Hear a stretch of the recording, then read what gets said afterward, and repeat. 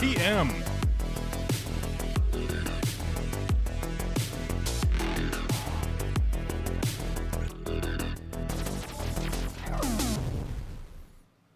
Oh my god, I gotta push the button. What the fuck? Oh no, the next song started.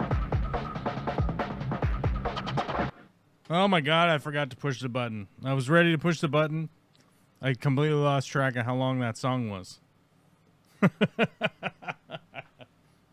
Can you tell? Is it Monday? I think it's Monday. I really can't tell what day it is anymore because I've been working every day.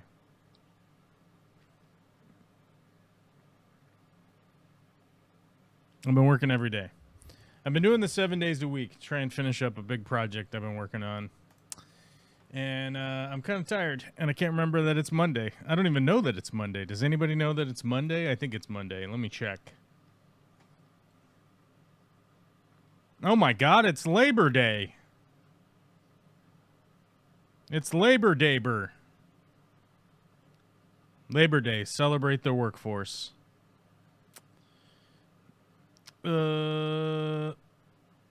Canceled event, Girl Scouts. Okay, there's no Girl Scouts event. It's canceled. We're good. No Girl Scouts. No Girl Scouts today. It's been canceled, says my calendar. But it's Labor Day. How are you celebrating your Labor Day? Post it in the chat. Kiwi Mamo, all the way from just out there typing in that it's Tuesday because you're coming from the future. All the way from the future. So every year we ask the question. What is the origin?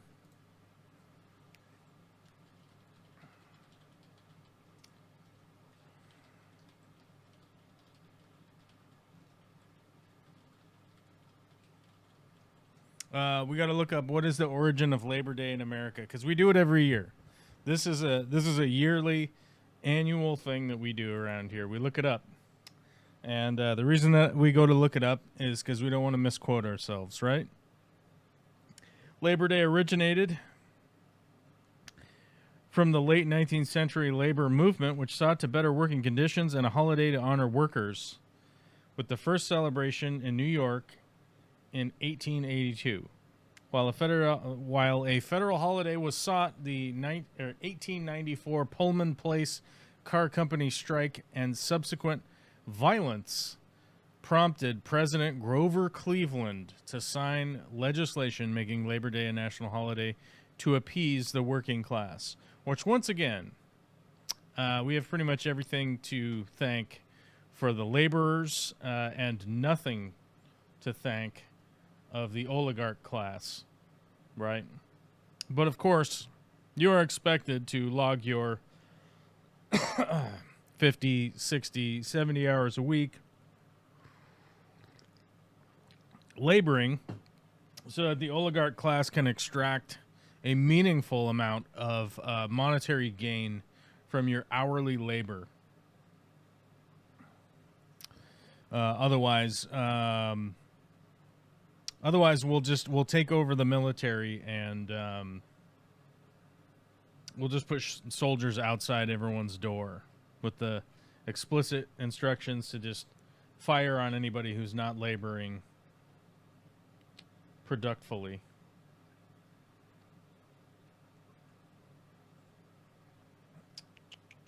The Central Labor Union and the Knights of Labor. We got to bring back the Knights of Labor. We got to bring back these guys.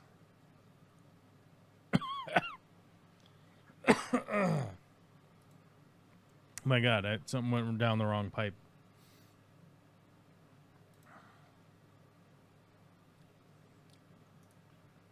We're going to the wiki. We don't trust the AI around here. We're going to the wiki.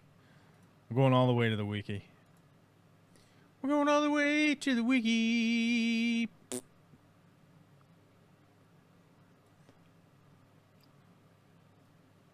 We're going all the way to the wiki. You're going to have to keep typing into chat. Otherwise, you're going to get run over by the wiki. The Knights of Labor. The K of L. Officially the Noble and Holy Order of the Knights of Labor, was the largest American labor movement of the 19th century, claiming for a time nearly 1 million members. It operated in the United States as well as Canada and had chapters also in Great Britain and Australia, where it's Tuesday for Monday. Its most important leader was Terence V. Powderly. Oh, I've read about this guy. The Knights of Labor, this guy. That guy. There he is. I've never seen this picture of him, but I've seen this picture of him. This one. I guess as he got older, his mustache became much more refined. How did he get more hair? Oh, he's probably wearing a wig. He's probably wigging it up, you know? He has, what do they call that? A hair system? They call that a hair system, right? I'm wearing a wig right now. I'm actually wearing a wig and a mask. I'm wearing all sorts of secret attire. It's not even me. I'm a ghost. I'm an apparition. Holy shit! Did we get gifted a membership? Oh my God! D-Rock got gifted a membership by Witchy Cat. Yeah, what's up now? Now you're a member again, and I can tell you're a member again because I can see your little. What do you call that thing? The badge? A badge. I can see your little badge. It's suddenly blah, blah, blah, blah, blah. Well, okay, what happened here? In some cases, it acted as a labor union negotiating with employers, but it was never well organized or funded. What the fuck? Was that a spider? It was a baby spider. There's a baby spider on a spider web floating down. You guys ever seen spiders do that before? That's how the little babies spread out. They put a little silk out of their butt. Spider silk, whatever you call that. We should call up Gwen Stefani and ask her about the spider webs, right? You know that song? Mm-hmm. Witchy Cat, you know that song? I do. You do that. You do. I do. Walking in that spider web, doing one arm push-ups, doing one arm push-ups on the stage. I saw Gwen Stefani do that once, 30 years ago. She was doing push-ups on stage, singing in her ska band. You know? Now she's married to a weird country singer, and she's weird. Yeah. But I still don't understand why she married. What was that guy that she married? The glycerin guy, right? Glycerin. What was his name? Gavin's Ramsdales. Yeah, that guy. Yeah. And then he cheated on her a bunch, right? Wasn't that the story? I think so. Yes, he had a roadie issue. Or Yeah, not a roadie, but a groupie. groupie. There we go. He's smashing cakes with groupies every day, right? He's like, these groupies got box. I gotta smash it. Roadies does add a whole different feel to it, though. Anyway, I yes, will groupies. say, I will say. Speaking of hot roadies, In Flames, one of my favorite metal bands that I've seen many, many times. Yes. I've seen them, I don't know, probably 5 times, 6 times, something crazy like that. Whatever it is, it was kismet every time they came to town that it was like, I'm going to that show and I'll be there. And it started out like the first time they came to town, I think it was at El Corazon, that used to be the off-ramp, that whatever, you know. Then the next time it was like the Showbox at the market.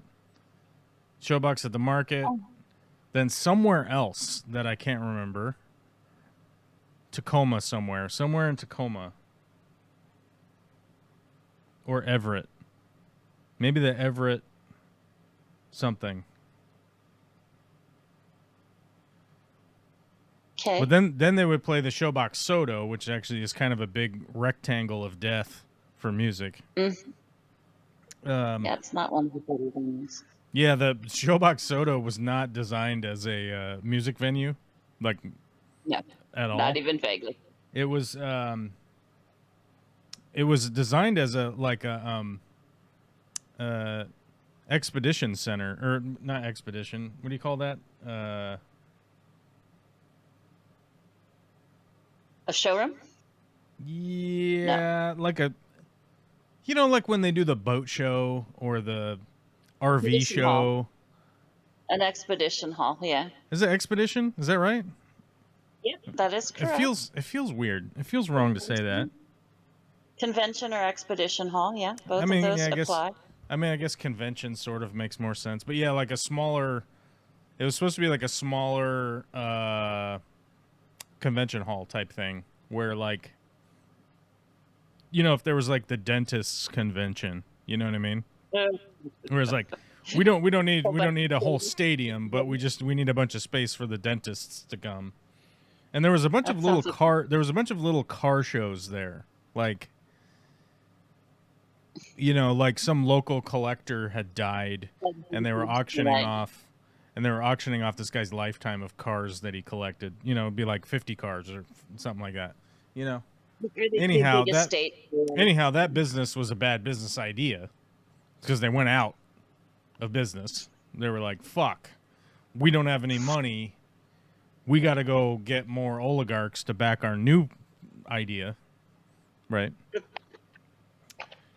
We got to get the oligarchs to back our new plan of whatever they moved on to. I don't know. Anyhow, it became a music venue, and it was never set up to be a music venue because it's one giant rectangle, and then there's like a bar off to the side. That ain't conducive. It's like mostly cement or cinder block. I recall. Well, yeah, it's block walls, and then it has like overhead, it has like beams. You know what I mean? Yeah. If we can kill the sound, we're out to do it. Yeah, we're doing basically it. What. Let me see if I can find a.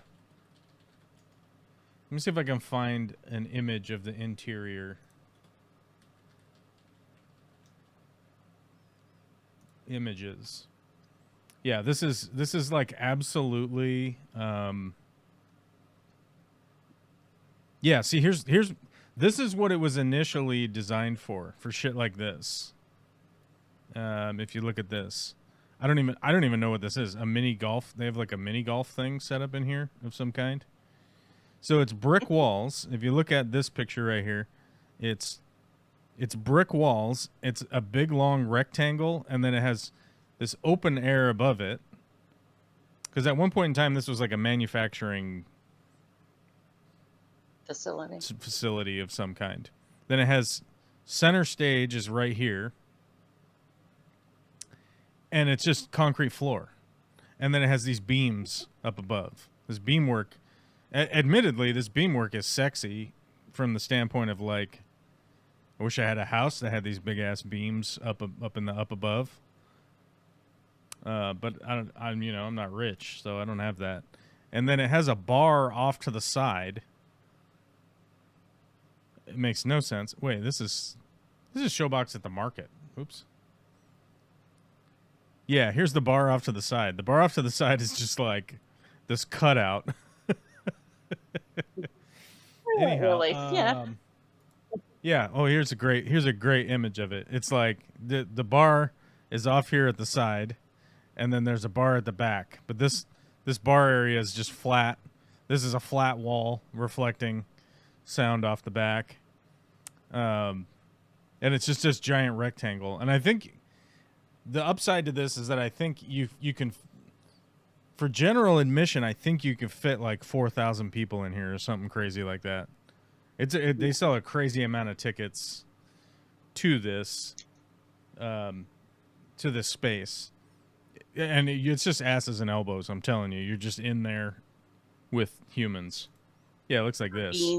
Like you're packed in. There's just people. Wait, is that me? No. No, it's not me. Is that me? No. Wait, hold on. Is that me? I might be in there. Is that me? I could be me.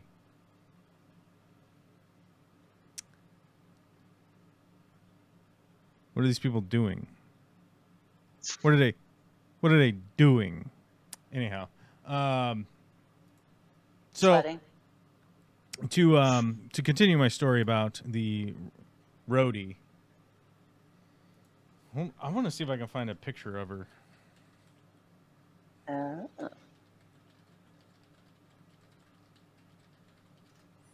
There's an off chance. What the fuck?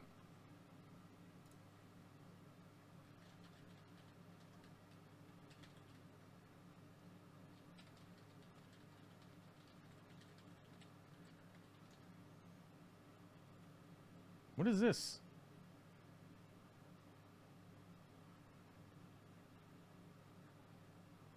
The fuck? The fuck? Computer mad.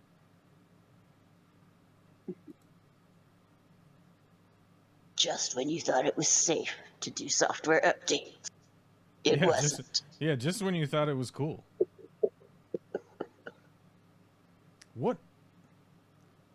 What is happening? Stop doing whatever you're doing. Do computering, you piece of fucking horseshit. Computering hard. Ah.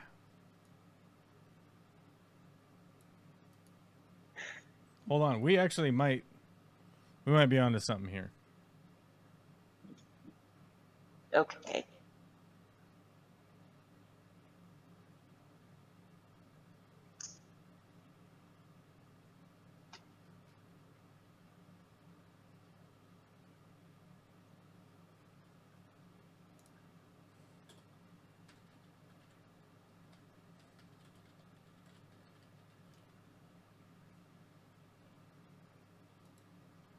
Have your lunch outside on a fucking nice day, Alyssa.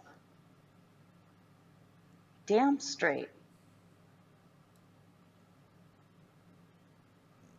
That's what we gotta find out. This is what we gotta do here. We gotta figure this out. We gotta get to the bottom.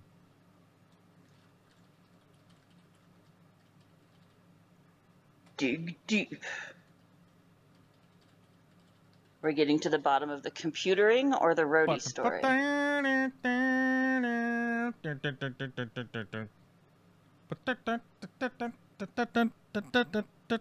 Yes, they were a ska band. Of course they were a ska band. The fucking No Doubt was a ska band. Just Skog says no effects. I could be wrong. No, no effects is Fat Mike. Was it Fat Mike? Who's in? Who else was in No Effects? I'll remember once I look it up. As soon as I look it up, I'll be like, oh yeah. I knew that. Yeah, Eric Melvin, Fat Mike. Who are the other guys? There's the Mexican guy. What's his name? El Jefe. Yeah, El Jefe, Eric Melvin, Eric Sandin, Fat Mike. They were a punk band that sort of went more, I don't know, like pop punk or whatever. I don't know. I was a fan of them when I was a young guy. Teen punk. I don't know. I mean, they were sort of like, I guess like skate punk, sort of like outrage punk. I don't know. They're a hard one to sort of describe because they were pretty melodic and whatnot while being punk. So it was like, it was always hard to say because you're like, well, there's a whole lot of melody in here for this to just be in punk rock. You know what I mean? Right. Which a lot of that had to do with Eric Melvin because Eric Melvin is like a hell of a guitar player, and El Jefe is quite a good guitar player also. So really, when you get those two together, and then Fat Mike is like, we're gonna sing about transvestite vaginas in a 45-second song. They're like trying to fit it all in. You know what I mean? So, they've always been in like an interesting band, and they've always been like very political and whatnot. Another reason why I'm so political is because of like, you know, I'm a punk rock kid, man. On top of other things, and being a fan of metal and industrial music and all that. So,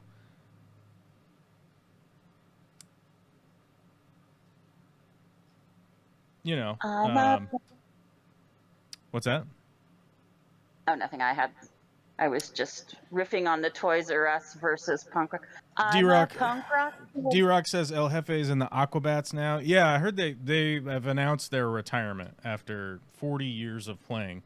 They started playing in 1983. And they own Fat Records. They have I don't even know how many records these guys have. It's the funny thing is that like they've been playing for 40 years, and like how old are they? They're really not that old. Let's see. I was gonna say, how old is Fat Mike? Fat Mike is 58 years old, right? He's my age, so he started at 16. Yeah, punk rock kids start early. Why they are kids and. Yeah, and I mean, if you go through their anthology and like who NoFX has played with, who the band members have also played with, it would be weird to say legendary, but like the last 40 years that they've been around, that they have influenced a lot and or contributed to a lot of the music scene. As far as punk stuff goes, I know a lot of people have problems with Fat Mike because they do drugs and they say things that are, you get outraged by it or whatever. But like, once again, like, I don't give a fuck about outrage. I don't. It doesn't bother me. I don't care. I've also been working on a video. That we'll see if I ever even release it. So never mind. I'm not working on that video. I'm working on the script of a video, but it doesn't matter. It won't matter unless I actually put it out. So I'm not going to talk about it. But more to the original point of the story is that I used to go see In Flames whenever they came to town. I haven't seen them in a long time, and now it turns out their sound person is a dude, has replaced their old sound person who was a lady who was quite attractive, and she was very nice, and I had drinks with her a bunch of times, and she was really cool. No hanky panky or nothing like that. I'm just saying that they're upstanding citizens. I'm saying she was very attractive. Now the reason that I found out she was very attractive is because of this Showbox Soto, right? The Showbox Soto, as I highlighted before, the sound design of this room is non-existent. It is a giant rectangle of sound death.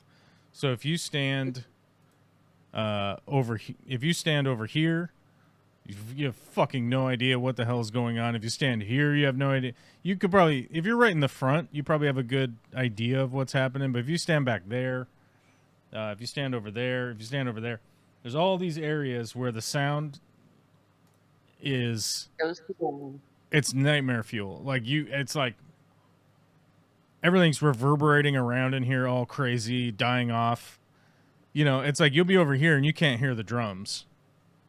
You're like, I just can't even fucking hear the drums anymore. I don't know what's going on. Like, all the frequencies are bouncing around all fucking crazy. And it just sounds like absolute dog shit. It just sounds like noise is the bigger problem. Well, whenever you're in a venue that sucks ass like this for sound, go find where the sound person has set up. Because the sound person is live operating the mix in any kind of slightly bigger venue, right? Anything that's not like a bar or a local club or something. There's a sound, somebody's running the soundboard. They're going to put the soundboard where they can hear everything that is going on, right? So go find that spot and go stand as close to that as you can if you want to hear what is happening from the stage. And this goes the same for, like, if you go see a live orchestra and the orchestra is playing at some weird place. If you go see a fucking jazz band and they're playing at some weird place. If you go see your uncle's bluegrass thing, you know, whatever. Go find the sound person. They're going to set up where they can hear the best and go stand next to them and you can hear everything that's going on. Well, the reason I bring it up is because in the Showbox Soto, it's back here by this. It's probably like where this bar is, 50 paces up. So it's probably like right here where this reflection is, where I'm wiggling the finger. This is where I'm wiggling the finger. This is where the man in the boat lives, okay? This is where the man in the boat lives. This is where you wiggle your finger. And you got to have good rhythm, okay? Anyhow, and so I would go and stand where the soundboard was, which they would set it up right over here. It's like off center. It's like right over here. And the sound girl, the girl that ran the sound, would bounce back and forth to the beat to keep track of where they were in the song. Instead of tapping her foot, she would shake her hips back and forth. And I don't know if there's any guys or gals out there, but if you get shaking your hips back and forth, I'm going to tell you, some people are going to start looking in your direction, you know, because people are like, hey, what's the hips don't lie is happening over there. I'm going to look over there, right? If you got Jennifer Lopez shaking her hips back and forth, you're going to be like, do the hips lie, right? You're like, is there hips in the room that are currently lying? You got to look over there and find out if they are or not. You know what I mean? So, yeah, generally that's how that worked out. So then I recognized them the next time I saw them, you know, because it was like, hey, those are those hips again. What's going on over here? Because I'm a dude. I'm a dude, and I'm attracted to shapes. You know what I'm talking about? Visually, I'm attracted to visual shapes. Just like Sir Mix-a-Lot. Sir Mix-a-Lot sung about it. You know what I'm saying? He did. Sir Mix-a-Lot was singing all about it. Dicks on Broadway and ladies having back, right? Mm-hmm. I should read the lyrics to you guys in that song. I really love a Dick's burger right now. Anyway, yes. Yeah, I had some Dick's. I jammed a bunch of Dick's burgers. A bunch of Dick's. I jammed a bunch of Dick's right in my mouth the other day. It was fucking delicious. I loved it. I bet. Yes, indeed. A deluxe, a fry, and a chocolate shake. In 2014, according to TMZ, Sir Mix-a-Lot said it was Jennifer Lopez's moves as a fly girl on the 90s show In Living Color that it first inspired him to write Baby Got Back. I mean, that's really rewriting history. That is really rewriting history. Nice. I'm gonna make sure you're a Good human news. before viewing this page. Okay. I'm a dog, god damn it. What's that? No dogs allowed to read this content. Only humans. Well, I love the Cloudflare protection of like, we got to make sure you're a human. Can you check the box? And it's like, do you think AI doesn't know how to check a box? Easily stymied that AI. I know. I can answer all kinds of things, but checking a box, so beyond my intelligence. How do the lyrics go here? I like big butts and I cannot lie. You other brothers can't deny that when a girl walks in with an itty-bitty waist and a round thing in your face, you get sprung. You want to pull up tough because you notice that butt was stuffed. Deep in the jeans she's wearing, I'm hooked and I can't stop staring. Oh, baby, I want to get with you and take your picture, right? I'm saying that this is what happened to me when I was at an Inflamed show. You were inflamed at an inflamed show? No, I was what was it? I got sprung. I wasn't inflamed. I got sprung. Yeah, you get sprung. You want to pull up tough. I got to pull up tough. Yeah, I'm saying I never closed the deal or anything like that, but they were very nice and we had a lot of laughs and that was plenty. That was plenty for your boy at the time. It was like, oh, those guys were cool. We had a good time. And yeah, she was attractive. End of story. They have the shortest songs and the longest songs. I will play The Decline on the jukebox just to make people mad. An 18-minute NoFX song always gets people looking around like, what the fuck? True. My jukebox trick is to play the song that is called Hey Tonight by Creedence Clearwater Revival. I will play that song 100 times in a row if it will let me. Okay. Because that song has the stupidest fucking intro of all time. It goes... It's almost this like banjo type sound where they play that. And then it goes... Hey, tonight, you wanna get tonight, tonight. Yep. Says tonight. And it just does that. It just does that. It does that for 3 fucking minutes. And then the jukebox gets quiet. It goes like this. It gets quiet. It goes and it slurps it up. Slurps up all the sound out of the room, gets quiet. And then all of a sudden, hey,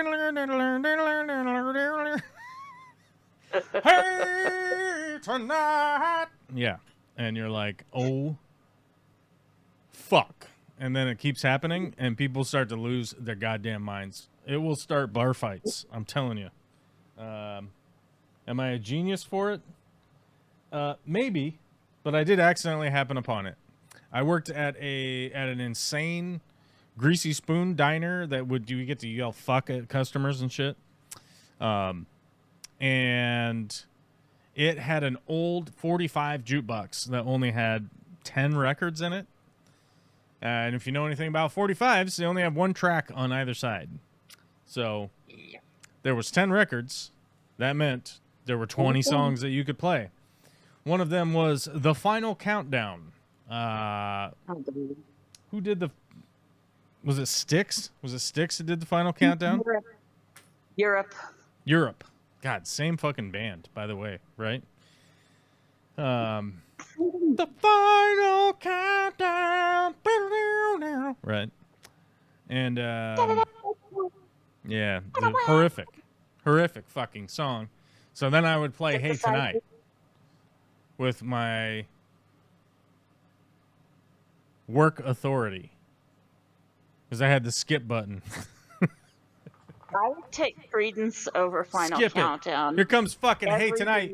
Here comes Hey Tonight again. And I actually had a microphone there, like they had a PA built into the shitty diner, and it had a microphone for the lead cook could call out shit, or one of the sexy waitresses could come back and grab the microphone and tell you table 25. Table 25. Jerry, table 25 is open for you. You know, shit like that. And we'd use it as crowd control pretty regularly. Give them the old, doop, you know, give them that thing. And, right. But then I would just talk shit over the PA constantly about how you guys are gonna get nothing but hey tonight for the next fucking 3 hours for all the drunks in there at fucking 2 a.m. That's right. And they would rage, and then they would threaten to fight me. And every once in a while, I would get to fight one of them. Oh. Just an added bonus. And you'd normally get a lot of extra tips if that happens. So, you know what? Encourage that behavior. You know what I mean? Times. I got the new owner at one point was like, he wanted me to come in one day because he wanted to talk to me. He wanted to talk to me, and he was like, "Oh, go McMahon, you know, the behavior around here is fucking blah blah blah."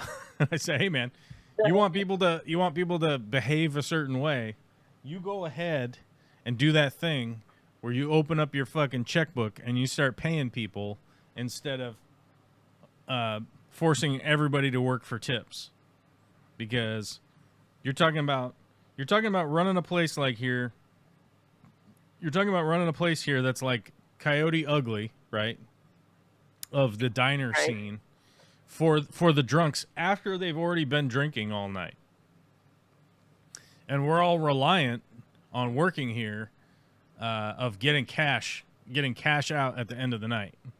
So if you want to, I was like, hey man, if you want to entice people to behave a certain way at your business or whatever, right? It's like, we're all doing the work that you want. We're doing the prep work. We're cooking and serving the customers. We're making the money that you want the restaurant to make. I was like, if you want to police everybody's behavior, you need to make up the shortfall of the cash in hand so that people can afford to do that. Otherwise, we have to put on a fucking show. And I was like, and because I worked there long enough, I worked there for, I don't know, 3-4 years, something crazy, 5 years. I don't know. It was graveyard. It's hard to say. And I worked other jobs at the same time. So it's like, it's a real blur of the hell's going on. But needless to say, I was like, look, man, I ran the experiment of like, you want me to be professional all night? You want me to do that shit? I make fucking $20 in tips. Like, if I'm an asshole, if I'm fucking with the jukebox, if I'm fucking with the customers, if, you know, blah, blah, blah, while also producing all of the work that you want done, aka selling food, right? And supporting the business end of it, I make $100 to $150 a night. So it's like, if you want me to come down here and make $20 a night, I ain't fucking doing it. I'm not coming back. You know, like you got to incentivize showing up for this shit. And by the way, it was a shitty business. It was a terrible business. We didn't even have fucking air conditioning in that goddamn place. You know, it's like, what do you want out of your fucking employees? You give them a shitty work environment, which, by the way, if you guys probably don't even know, but back then, you could smoke cigarettes in diners. Oh yes. And that whole diner was smoking. The whole entire diner. There was one, air quote, non-smoking table, because you legally had to have one. You legally had to have one non-smoking table. Okay, so you're talking like everybody's fucking smoking cigarettes all night. You're just in absolute fucking cigarette smoke. Barely any kind of fucking air circulation in that place. You know, and it was one of those things where it's like, you know, talking with the owner is like, look, man, I want you to make money because that's your thing, right? Like, your thing is I sleep all night while everybody makes money for me, right? All right. And then he would do the thing where he would come in, you know, he'd come in at, you know, I get up early and I come in, you know? And it's like, so the morning staff, The morning staff had to be there at 5:30 a.m. To work until 2 p.m. Like for the morning shift, right? And you know that guy would come in at 6:30 and be like, "Oh, I get up early, so I'm here for the whole morning shift." And it's like, you're not even coming in as early as you expect your employees to be here, right? Like, what the fuck are we talking about, dude?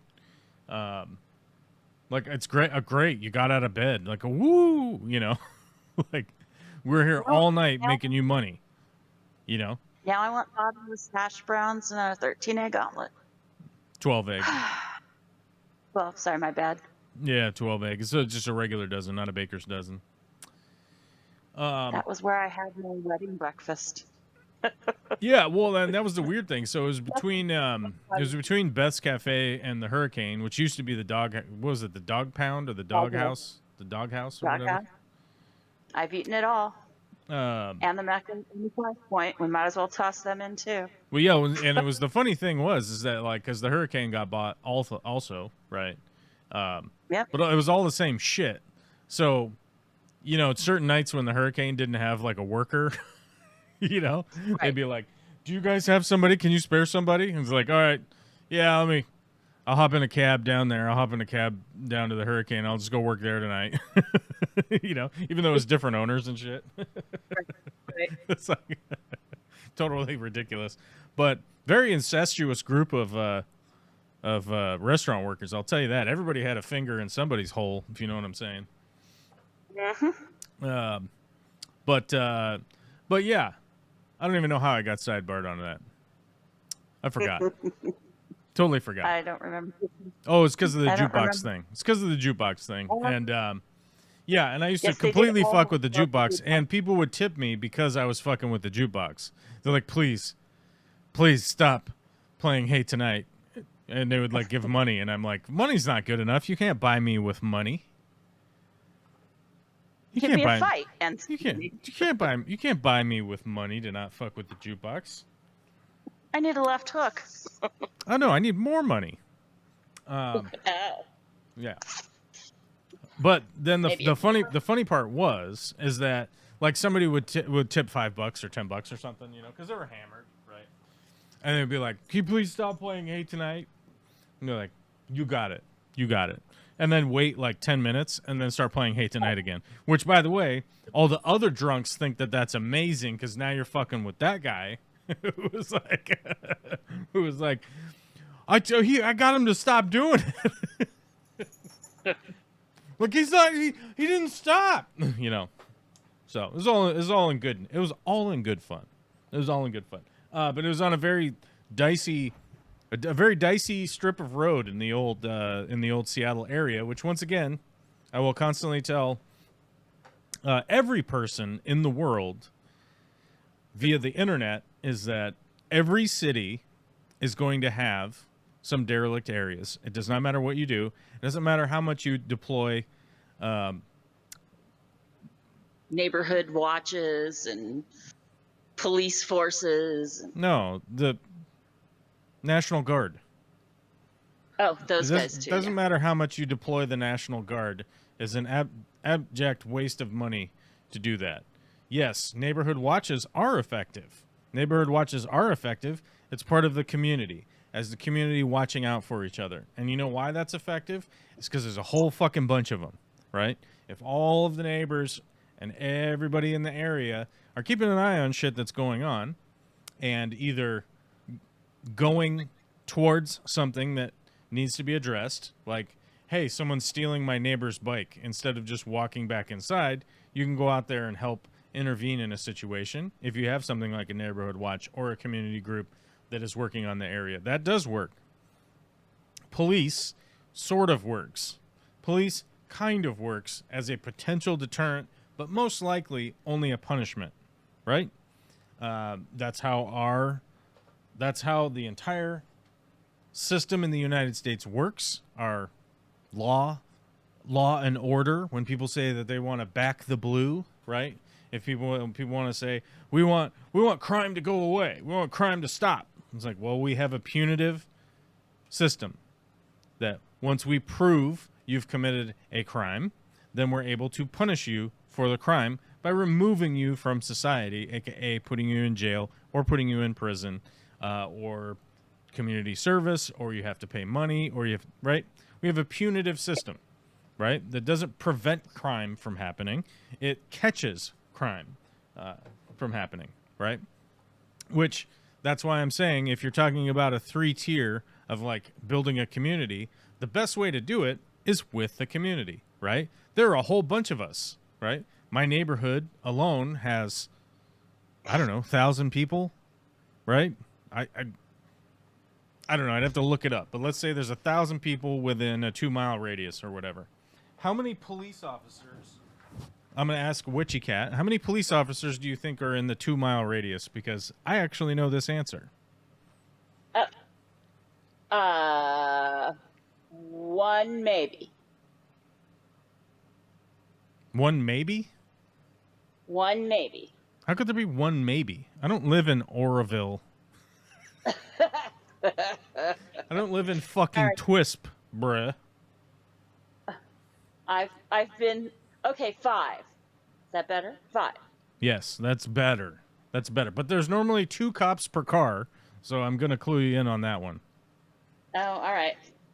All right. Well, that would make 10. That would make 10. That would make 10. Handle. And if you said that would make 10, you'd be correct. Excellent. So, in and by the way, that is the maximum amount that could be in the 2-mile radius where I'm at.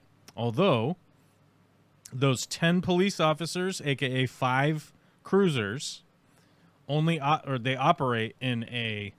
It goes.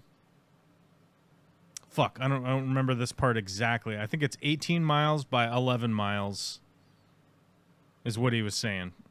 I think that's what he said, 18 by 11. So it's like 18 north to south, 11 east to west. So even if you're traveling at 60 miles an hour, it's going to take you 15 to 18 minutes to get from one end to the other end. So if you happen to be down at the bottom, it's still going to take at least 15 minutes to get there. And by the way, the most that could possibly show up from the entire police department that's working the shift is 10 police officers. Right. Now, technically, they do have a couple more. They have a couple officers working in the precinct. They have a couple officers doing paperwork. And then they have a couple of, what do you call it? Paralegals, right? And that doesn't cover deputies. That's the That's right word? only police. This is police. Yeah, the municipality that I live in, we had a meeting with them last year with the sergeant, one of his officers, and he basically gave like an hour-long rundown of all of the things that they're trying to do in the area. Cool. But one of the things that he brought up that I would like to hammer home to any person that watches this live stream is that this all comes down to community activism, right? Like, are you willing to some degree get involved? Like, if something is happening to your neighbor, are you going to go help them? Right? Like, Yep. all of our neighbors have our number on speed dial if they need help with something. Now, I can't give that number out to all 200 houses in the area, right? But my direct neighbor there, my direct neighbor there, my direct neighbors across the street, you know, there's 6 or 7, 8 houses that have our number. They know exactly who to call. They know what's going on. And if everybody was doing that, guess what? The next time a garden gnome goes missing off of your fucking lawn, there's a big chance that somebody probably is intervening to some degree, right? Because everybody knows everybody, right? I've noticed that one of the biggest problems that we have here in the United States is just how fundamentally isolated we all are from each other. I mean, I don't know how many times I've talked to people, customers, whatnot. They don't know their neighbor's name, let alone know their neighbor. They don't even know what the fuck their name is. Like, I don't know. I've seen them go in and out of there. And I'm like, are your neighbors fucking assholes? Are they nice? Are they mean? Are they... What's going on? Oh, I don't know. I see him go in and out of there. Is his name Jeff? Is it Randy? The dog is Roku. Is it Bernice? Yeah, I mean, often they know the dog's name, which is weird. But I will say, like, one of the big reasons that, we moved to this, it's kind of a sparse neighborhood or whatever, but like one of the reasons that we moved to this area is the neighbors, right? We have community meetings once every 2 months. We meet at the local library. Everybody from the neighborhood comes for an hour and a half. We do a little potluck thing, put out cookies, that kind of shit. And everybody has the opportunity to talk about like what they think is going on, what they hope is going on. Like what's happening. Get a little FaceTime with some of your neighbors. And by the way, that is like so fundamentally helpful at just being a human being. Have some time to talk to people. And know that, John down the street is like, hey, I don't like this thing either. I'm going to send an email to the city council. Like maybe we could get somebody out to come look at this thing, see what's going on, blah, blah, blah. Hey, everybody, could you take 5 minutes and send an email and petition to, let's see if we can get somebody out here to come take a look at, I don't know, like a weird tree that's hanging over some power lines or something. It's like, well, that thing could come down at some point. I don't want to spend $5,000 hiring a fucking tree crew when potentially the city can contact the county and have their tree guys come out before somebody has to come do an emergency repair, hey, I noticed that there's a pothole 6 blocks that way. Did anybody report it? Because I do remember, this is like 3-4 years ago, I was having a conversation with my uncle and his neighbors, and they were absolutely fucking losing their minds. I think these guys are all like 3, 4, 5 beers in at a barbecue, right? And they were absolutely losing their mind that there was a pothole and that the city hadn't fixed it. The fucking pothole's been there for a year. Right? And I go, have you guys reported it to the DOT at all? There's a form. You just go online and it asks you where it's at and you do your best job to describe it. It has a little questionnaire. Like, is there rocks in it? Is there water in it? How deep does it look? It's a quick questionnaire. You fill it out. And guess what? Some guys will come and fix the pothole. And they'll go, oh, what? I don't know. I don't know what you're talking about. What are you talking about? No, I haven't called in. They should know. That was their response. Their response was that somehow the government was supposed to know everything. Somehow. I don't know. The government's just supposed to know that there's a pothole on your weird-ass side road out in the middle of fucking... What's that? That's where the psychic network has gone. They've been contracted by the DOT. Right. The DOT is now utilizing the psychic network, which is why they don't know what's going on. Yeah, and I was like, you have a fucking phone in your pocket. Just report it right now. Oh, no. No, seriously, get your phone out and just type it in. And just go type it in. Guess what? A week later, fucking crew showed up and fixed a pothole. And I didn't get to see that neighbor again, so I could drag him out there and rub his nose in it like people do that to their dogs when their dogs take a shit on the carpet. That was kind of my thought. Hit him with a newspaper a couple times, drag him out there by his collar, and then just put his nose down into the asphalt. Look, smell it. Smell it. You smell it?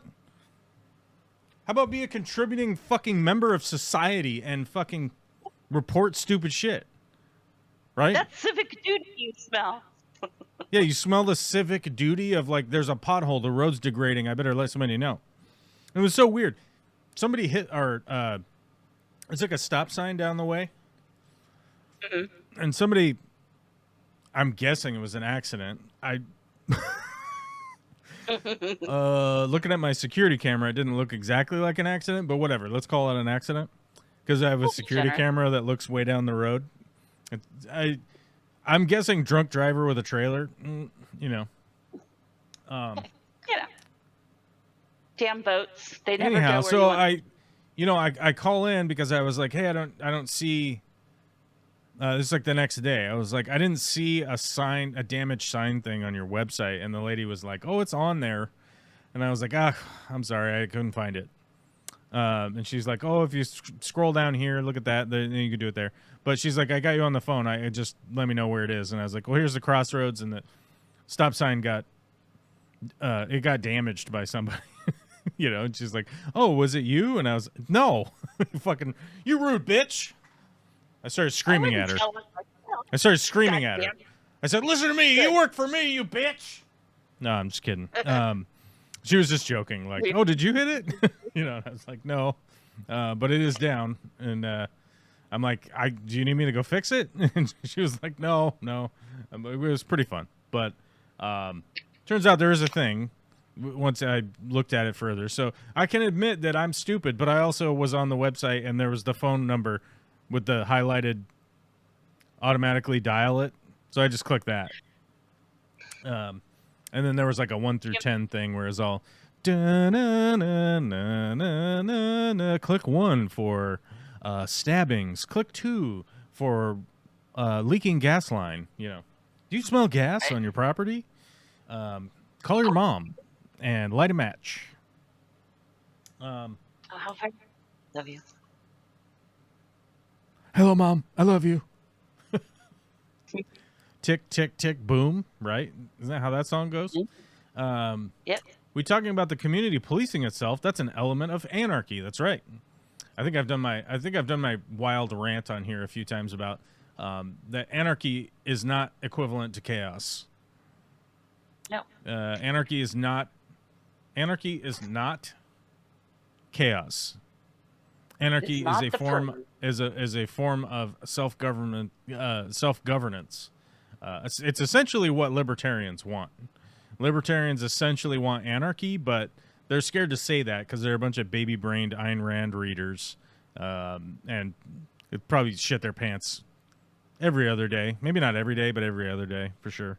It's a diaper situation, you know, just for security. Okay. I had someone tell me that they did something back when I was only 2 years old, and I said, you mean way back in 1983? And they looked at me like I was a big fat liar. I've gotten that. There's a gal at the Starbucks that I've been stopping by on this project, and I think I'm gonna tell you guys in on a little secret. They seem to like the cut of my jib, so every time I go in there, they put little extra notes on there or remake my coffee so they have time to talk to me and whatnot. Well, one day we were walking out at the same time. They were going to take their break, and I was talking to them about like manga and the video, the show I was watching, which is Sweet Home, which is based on a manga. Anyhow, we were talking about that, and then, you know, I had mentioned something, and it was like, oh, you know, that was like almost 30 years ago, blah, blah, blah. And she was like, oh, yeah, well, you know, 30 years ago, that was, you know, that's before I was born, you know. And I'm like, well, that just goes to show you how old I am. And she's like, what are you, you're like 32? And I'm like, and I laughed at her because I knew what she was thinking. I knew that she was thinking, hey, if this guy's 32, that's not that gross. Right? And I was like, oh, I got to break the news to you. That I'm much older than that. And she was like, what? And I'm like, yeah, I'm 45. She's like, oh, 45. And then you could tell there were the gears were turning in her mind. The gears were turning in her mind that it then had become gross. There was mathing happening, and it was not good. What's that? So there was mathing happening, and it was not good. Yeah, there was mathing happening that, like, this guy was 20 when I was born. It was super funny. Super funny. Flattering until it wasn't anymore. It's still flattering because guys that are 45 they're doing that anyhow, you know. No, I'm not true. because I'm in a committed relationship and I wouldn't be doing that. So, because that's the relationship I'm in. and I chose Okay. to be in this relationship. It's a choice, you know. Anarchy has many redeeming qualities, like picking up trash without being told to or paid to do it, or fixing things that benefit everyone. That is right. Yep. And I've mentioned this probably a lot of times with Skogs and whatnot. Um, I personally would love to live in a world that wasn't beholden by the idea of everything has to revolve around monetary gain or loss. It's abjectly absurd to assume that humans would just do nothing without the financial wolf at the door. You don't need to have the wolves at the door every month in order for people to get up and go do things. And it is only a very short period of time in human history, aka the last 150 to 200 years, that people have been abjectly beholden to the idea of the almighty dollar. We didn't evolve that way. We didn't evolve into this system. The system has been rapidly erected around us, and we are attempting to adapt to it without the skills. We don't have the skills. There is a small percentage of humans that are most likely some of the most narcissistic people that you've ever met in your entire life, that this system works abjectly beautiful for them. I 100% love working on projects, taking time to help neighbors, to fix things, to build things. I would 100% be building things just about every day. If it didn't have anything to do with this whole, we're leveraging your productivity simply for the fact that you're going to die if you don't earn this money, right? And almost forced to die if you don't earn this money. Oh yes, you're abjectly forced to die. Yes, you're not. Yeah, you are forced to die. That's how it works. You won't get health care. You don't get food. You don't get shelter. You don't get water. I recently today I was listening to an episode of The Bulwark where they had one of the I believe he was a speech writer for Clinton. And Dworkin? What's that? I said Dworkin, but I could be wrong. It sounds Go right. ahead. Who was on that? What was the? Hold on.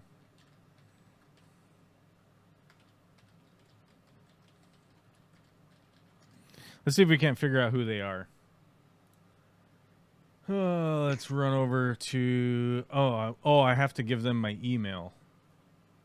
I have to give my Tim. email. I have to give Tim Miller my email in order to join their Substack. Just to I've view long it. since done that. Oh my God! I can't even. I have to pay to view their Substack. Get fucked. No. Actually, if I back out, I don't have to pay. Okay. Let's see. Episodes. Where is it? Shows. What show was today? I believe it was the Next Level. Nope, it was the Mona Sharon show. Now, this one I hadn't listened to before because Mona Sharon is like a hella boomer ass fucking Democrat or Republican. So one of the things that I enjoy about listening to The Bulwark is that these guys are all just like never Trumper Republicans, right? And that's basically who they are. And they consistently put up these episodes where they're trying to they're basically trying to give advice to the Democrats, essentially, of like how to do things, right? Right. And the funny thing is, it's these three. I'm not even going to read their names. I'm just going to type them into the chat. Mona, Okay. I could read them. Mona Sharon, Sarah Longwell, and Matt Bennett. I believe Matt Bennett was a contributing speechwriter. Yeah, writes Matt Bennett. This guy. But one of the things that he was talking about today Where is his?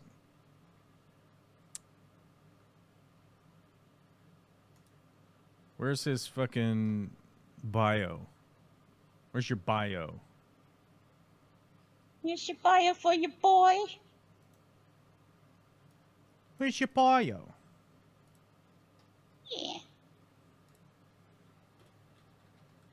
You know you got one. So I was just listening to this guy talk. He was a campaign staffer. There he is. As a 23-year-old campaign staffer, Matt Bennett helped stage the infamous Dukakis in a tank photo op that helped sink Michael Dukakis' 1988 presidential campaign. Matt would never again put a candidate in a tank other than a think tank, but now he's a long-serving veteran of many political wars. His pursuit of center-left politics has taken Matt from the campaign trail to the White House, from the pages of the New York Times to appearances on Meet the Press and 60 Minutes. He worked on both of the presidential campaigns of Bill Clinton, his political hero. He served as deputy assistant to the president of intergovernmental affairs in the Clinton White House, where he was the principal White House liaison to governors and covered issues ranging from disaster response to Medicaid to immigration. Prior to that, Matt traveled with Vice President Al Gore and his White House staff. He was director of communications for the Wesley Clark presidential campaign in 2004. And from 2001 to 2004, he was director of public affairs for Americans for Gun Safety. And I got to tell you, like, I was listening to these guys today, and these guys were talking all about how we never need anybody in politics except for we need candidates that aren't 85 years old. We need super moderate candidates that everybody can relate to. We need to dumb down the conversations that we have so that if you have any kind of intellectual aspect to your campaign, you will lose, because they essentially think of blue-collar workers as this absolute monolith of fucking dum-dums that need to be dumbed down to, right? Mm-hmm. And I really found myself, I couldn't find myself disagreeing even more and more and more with every minute that went by of this absolute fucking boomer talk from a guy. Fuck. I lost his bio. Where the hell did his bio go? Let me look his bio back up. But he was working. So he was 23 in 1983. He was 23 in 1988, actually. So, fuck, how old does that make him? That would make him technically just right on the edge of a boomer. 62? Is that right? Yeah. That would make him 62. Yeah, so he's right on the boomer Gen X crossover. Because depending on which breakdown you look at, it's right. 60. I'm just saying, he's Gen X. He's not a boomer, right? He's a Gen X guy. Y'all's Gen X. All you motherfuckers that's older than me is Gen X, period. End of story. It's true. But all these guys could come up with was, oh, we need somebody who's not 85 years old. Like, okay, that's not even really any of the population anyhow. We need somebody who can dumb down their speeches so that we can appeal to the dum-dums, right? Okay. And we need somebody that is so moderate that will just not know any of their positions, essentially, right? And to say that this guy's political hero is Bill Clinton, right? This guy who was fucking renowned for the guy that was renowned for coming out and being like, I'm the people's president. I don't give lavish speeches, but he went to Yale Law School, right? His wife and him both went to Yale, right? Mm-hmm. Yep. Hold on. Yale? Question mark? I know that Clinton went to Yale. I know that Bill went to Yale, but did Hillary also? I believe she Yes. did because they like met in college or whatever, right? Yep. Yeah. Yep. So you're talking about like the abject political elite, right? These motherfuckers. This is Trump's buddies. These political elite freaks, silver spoon fucking Yale kids sent from Arkansas, right? To go to Yale. And Y'all that's this guy's political fucking hero. That's this guy's hero or whatever. The guy who got in to be president and passed the most insane fucking crime fighting bill that has ever happened, right? That right. That, by the way, was Removed. one of the biggest detractions to fucking Joe Biden's track record, right? Yep. Remove In the banking. understanding that we're going to do is just hire a bunch of police officers that, as I mentioned earlier, they don't fight crime. They prosecute crime. That's how our system works. You're innocent until proven guilty. And once you're proven guilty, then we punish you. It's a punitive system. That's how the system works.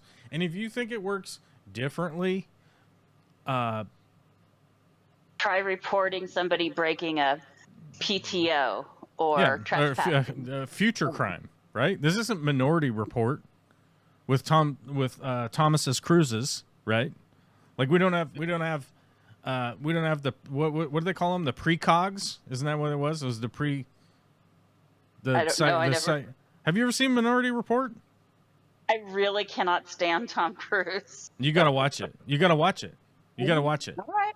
It's a good movie. It's a good movie. It's similar to like 1984, right? Like you're like, oh shit, this could happen. Like fuck, right? Anyhow, the synopsis of Minority Report is Thomas's Cruises is a cop. He's a super cop. He's a FBI, CIA, all rolled into one super cop man, right?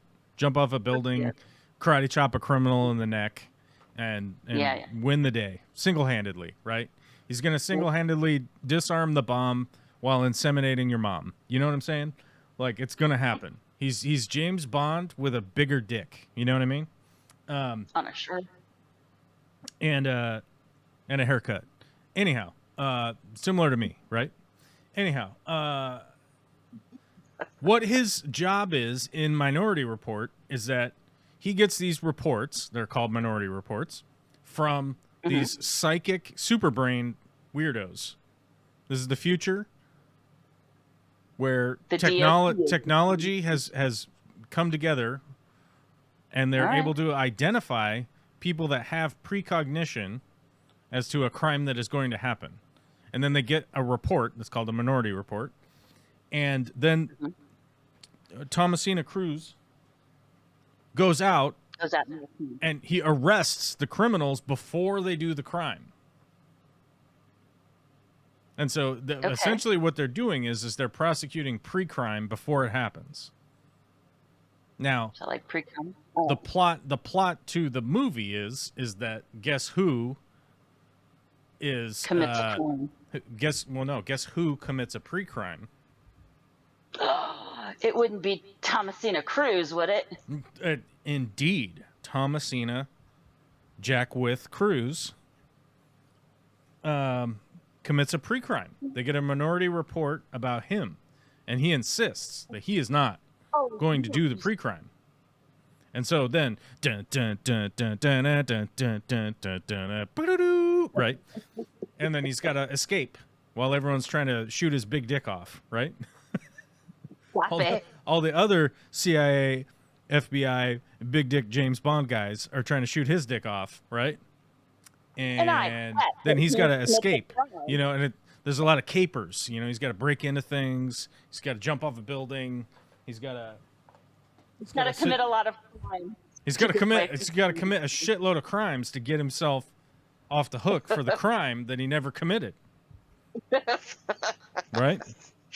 Logic. We don't need it. Yeah. So anyhow, it's an interesting movie and it is fun. It's a fun watch, honestly. Whether you like Thomasine. Yeah, whether you're like Thumbelina Cruz or not. Yeah, it's a fun movie, and it's a fun premise because the premise behind it is that you have to think like in terms of the direction that we're going technologically is that we are building. I forget how many there are now. I think there's 400. How many data centers in the USA currently? I think it's 400 and... Holy shit, it's way worse than I thought. I thought we had 400. How many is it? You're going to have to multiply that by some fucking factor of 10. Sorry, 11. Sorry, 12. There's 5,426 data centers in the United States, making it the country with the most data centers globally, right? Remember when they said electric cars? We couldn't do electric cars because the grid couldn't handle it? Uh-huh, that's why. You remember it? Remember they were saying that our infrastructure couldn't handle electric cars? Our infrastructure, guys, our infrastructure is not good enough to get off of oil, right? Our infrastructure is not good enough to get off of oil because our grid can't handle it. But our grid can handle 5,426 data centers. Just chugging down electricity every day, all day, 24 hours a week, so that I could make a thumbnail of rummy-nosed tetras crashing into the Statue of Liberty while a data center is on fire. That's what the thumbnail is. Today's thumbnail. Hold on. We'll go to the thumbnail real quick. That's what this is. Playing some music. Yeah!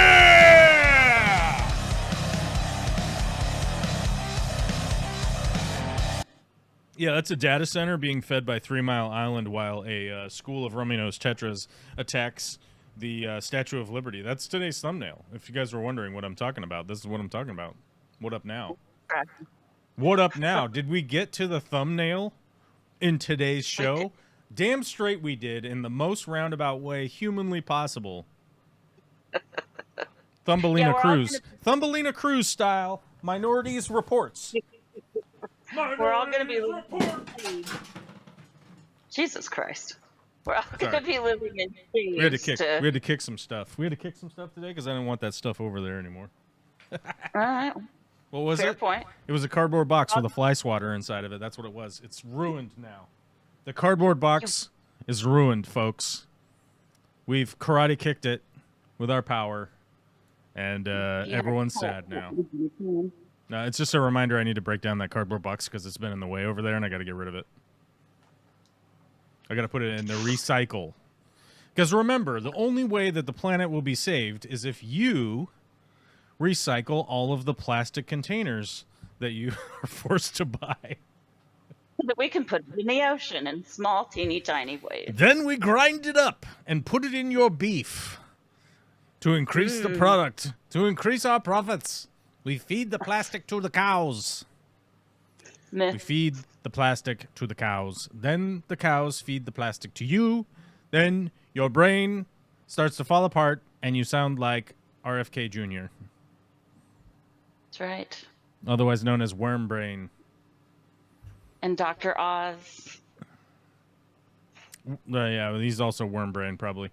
But anyhow, so we're spending all of this time, money, in infrastructure, investment, all that stuff into building these data centers that are operating these AI systems that are essentially going to just start doing the whole, hey, it looks like this guy's going to commit a crime in the future, right? And it's going to be motivated, and I will mark my words, it's going to be motivated by the people like the dipshit last week that shot up the fucking church and killed what, 2 kids and injured 17 people. I don't even know what the death toll is. That's correct. Which, by the way, there also was a different mass shooting in Minneapolis a week before that, but that didn't reach coverage. That didn't get coverage because it wasn't at a church through a window from somebody who was posting about it. From somebody who was posting about it online for a month leading up to it. By the way, if you were wondering. Yep.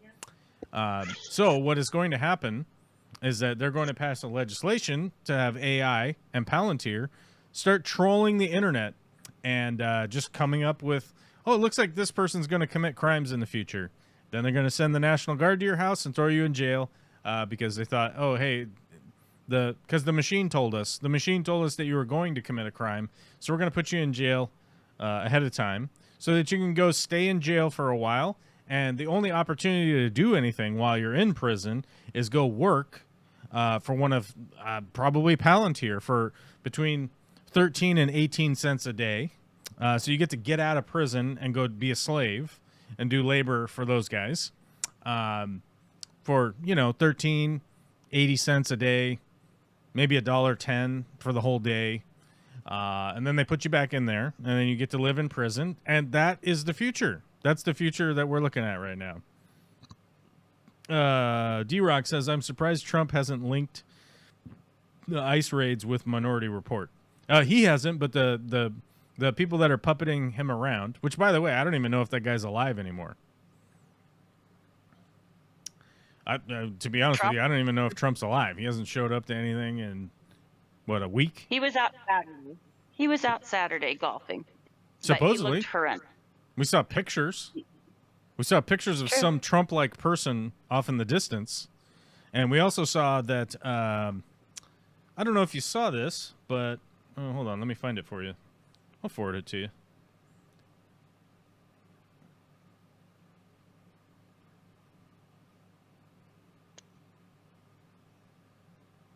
Oh, my mom just posted a picture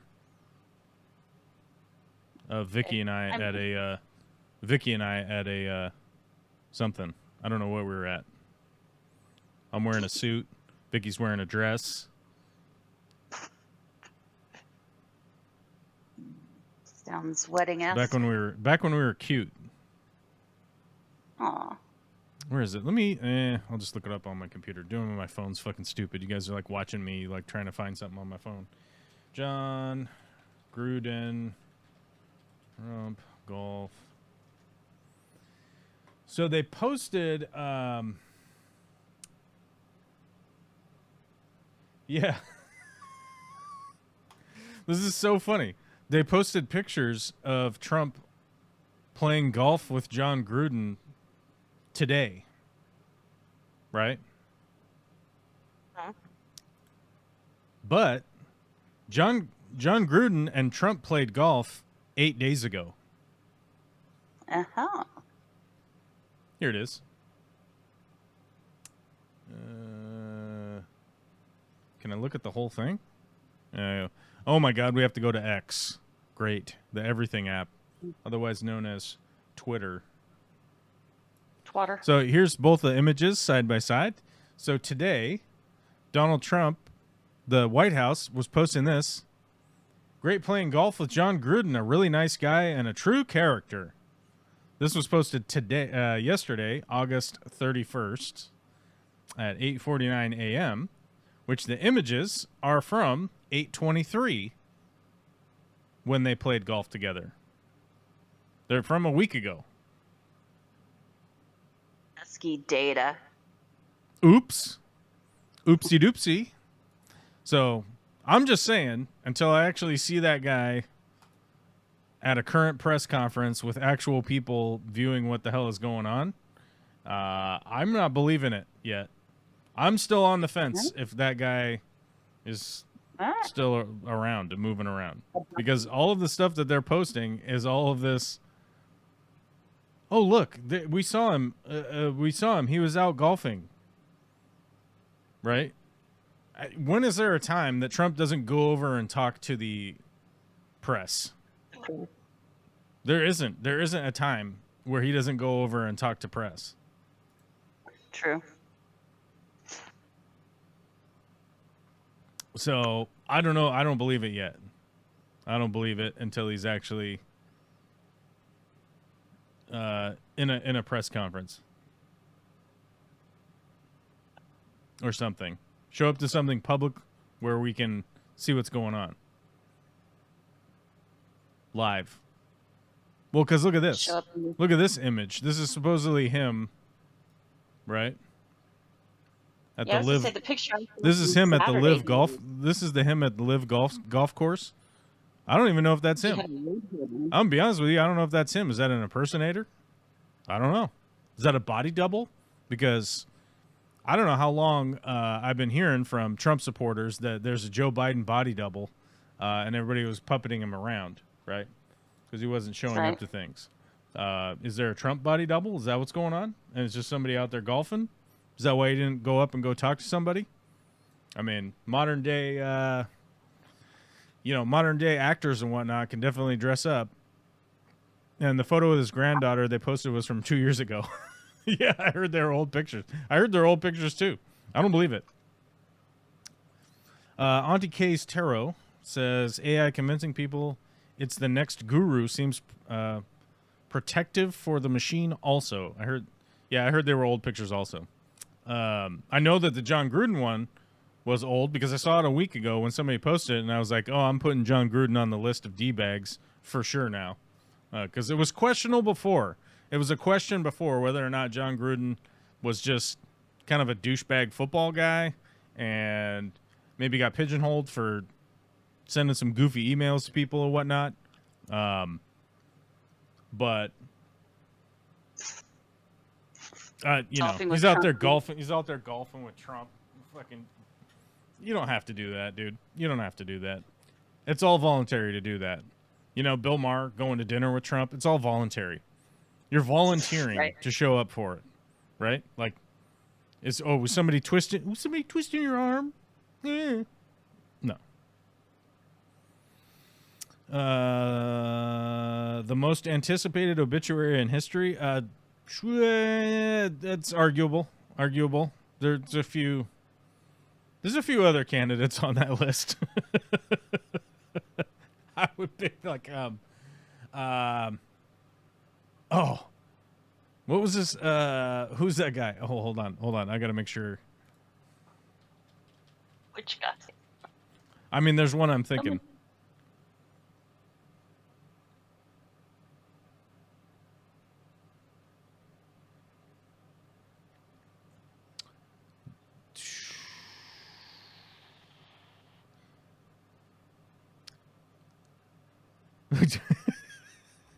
There are a lot of people that are going to argue with me on this, but Oliver North is not dead yet, and that one is. There's probably a significant amount of the world that's waiting on this obituary.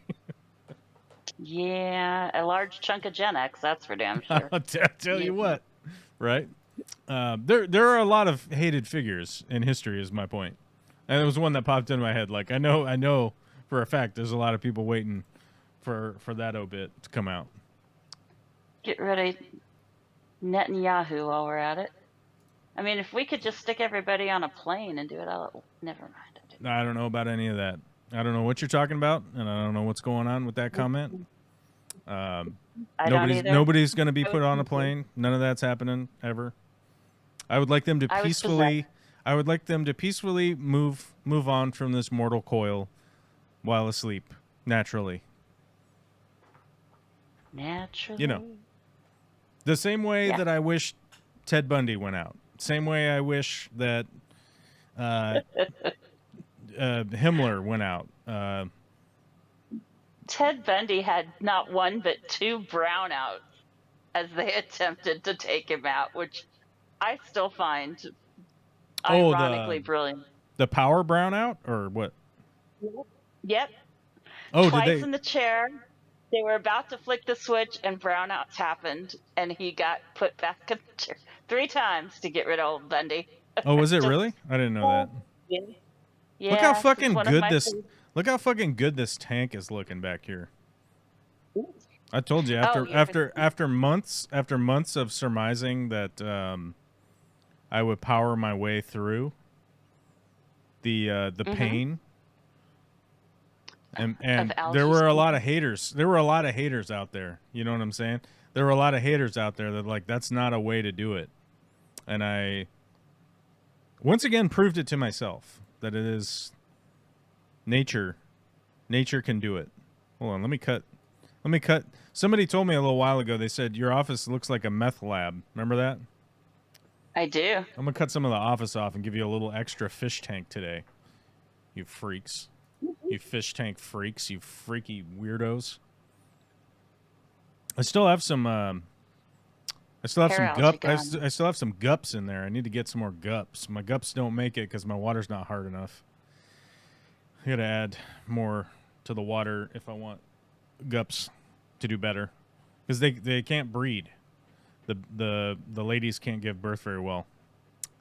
Oh no. Yeah, that's what ended up happening. Just long term, they just dwindled down. Good point. Should have added.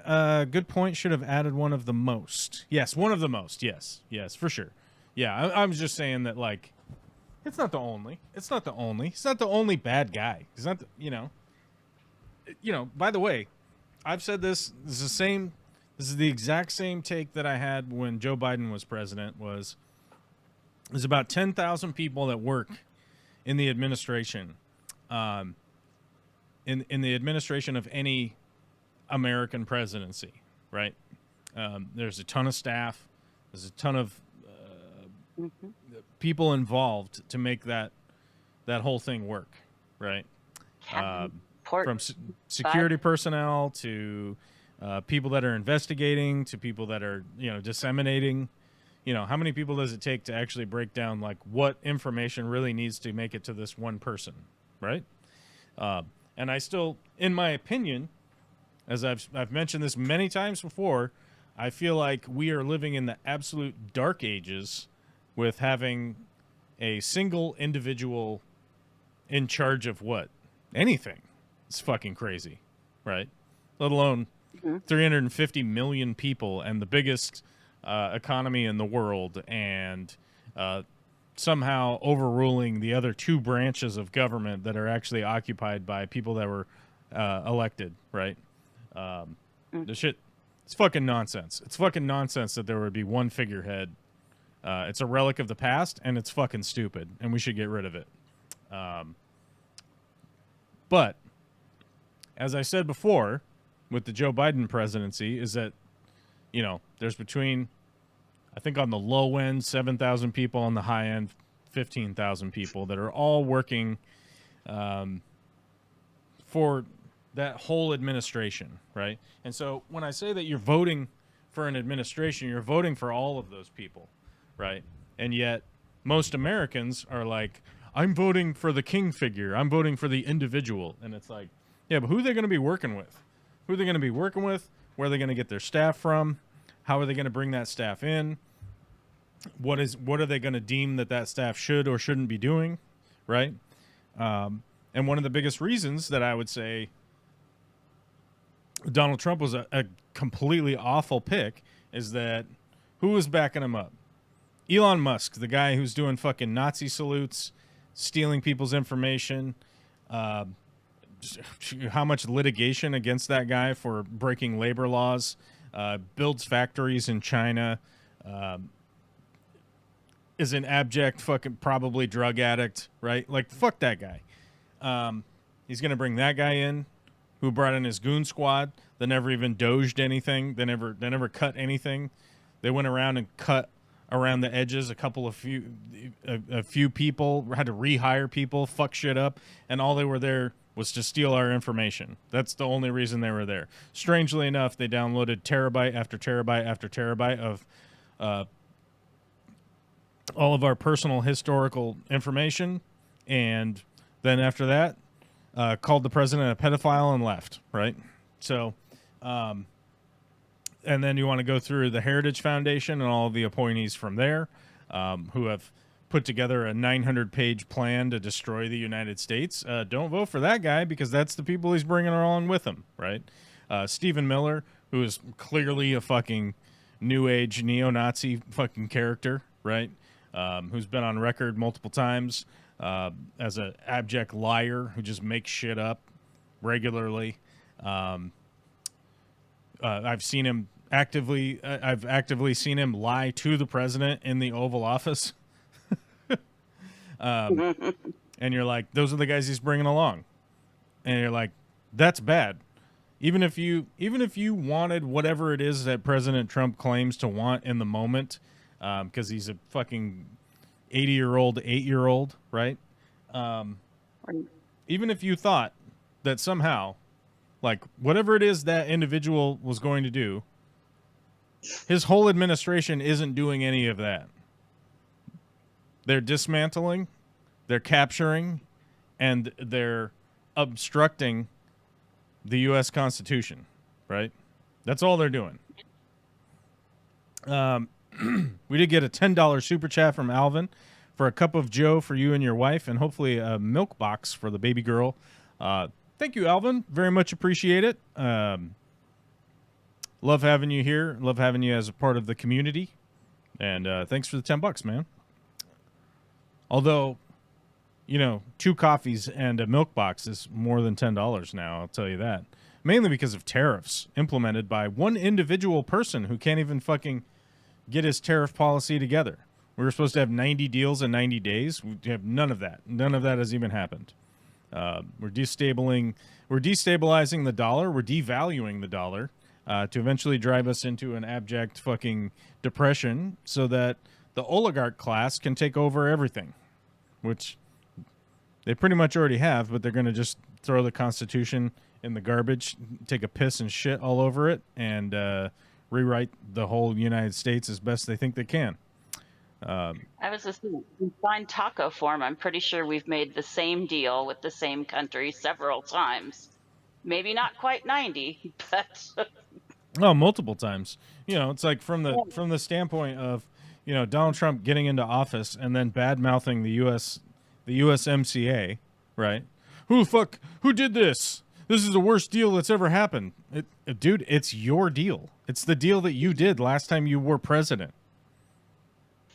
yeah. And, like, how fucking baby-brained are the people that follow this guy that are like, oh, yeah, he's right. It was a bad deal. Yeah, he's right. It's his deal. I don't know how many times people have told me, like, he's a great deal maker. Like, show me evidence of that.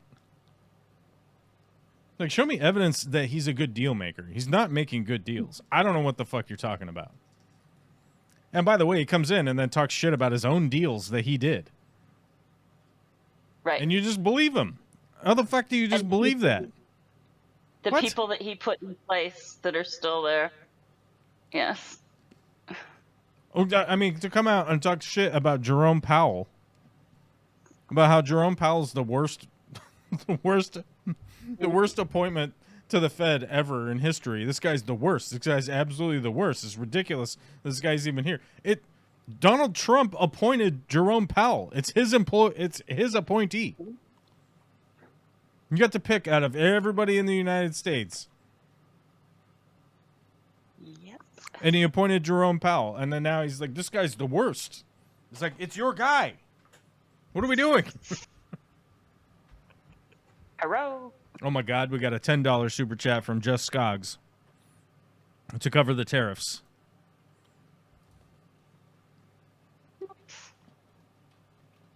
Chicken.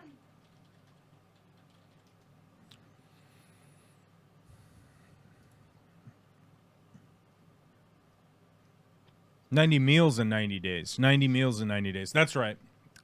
Mickham, I believe you're right. I did. I heard him wrong. I misheard him. He's going to have 90 Happy Meals in 90 days. 90 Big Macs. 90 Big Macs in 90 days. Do you think he supersized those? Yeah. Look, do you see how fat that motherfucker is? Somebody was like, he goes golfing a lot. He's in great shape. I'm like, walking from a golf cart in and out of a golf cart? Okay. I must be in Olympic shape then.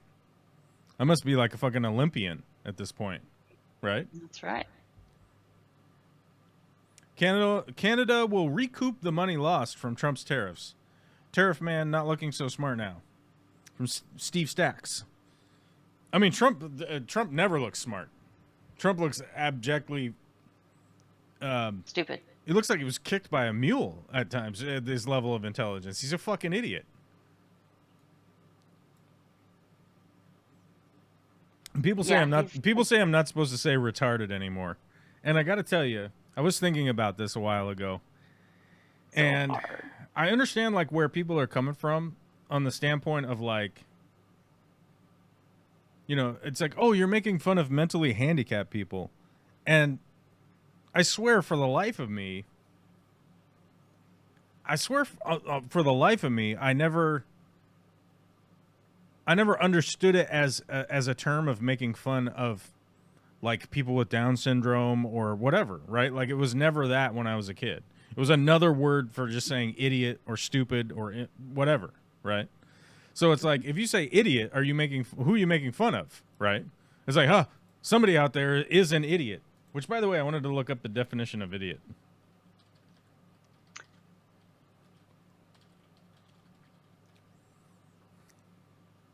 It's just a stupid person. That's a 3-word definition right there.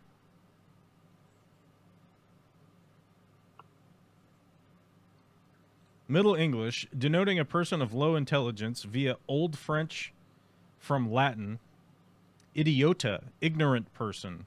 From Greek, idiotes, layman, ignorant person. From idios, own, private. Ignorance means you don't know. Stupid means you can't learn. That's where the fine definition comes in.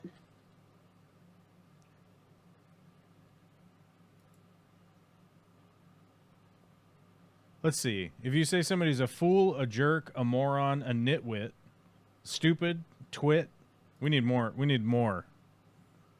Where's A the blockhead, thesaurus? a blockhead, a bonehead, a cretin, a dimwit, a dork, dumbbell, dunce, ignoramus, imbecile, kook.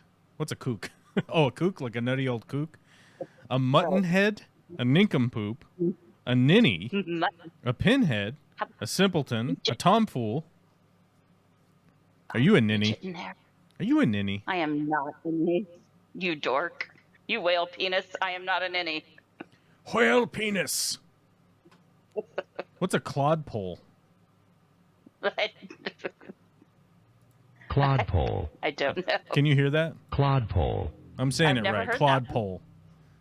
I The have- strongest, that's a new one. strongest matches are a country bumpkin or a rube.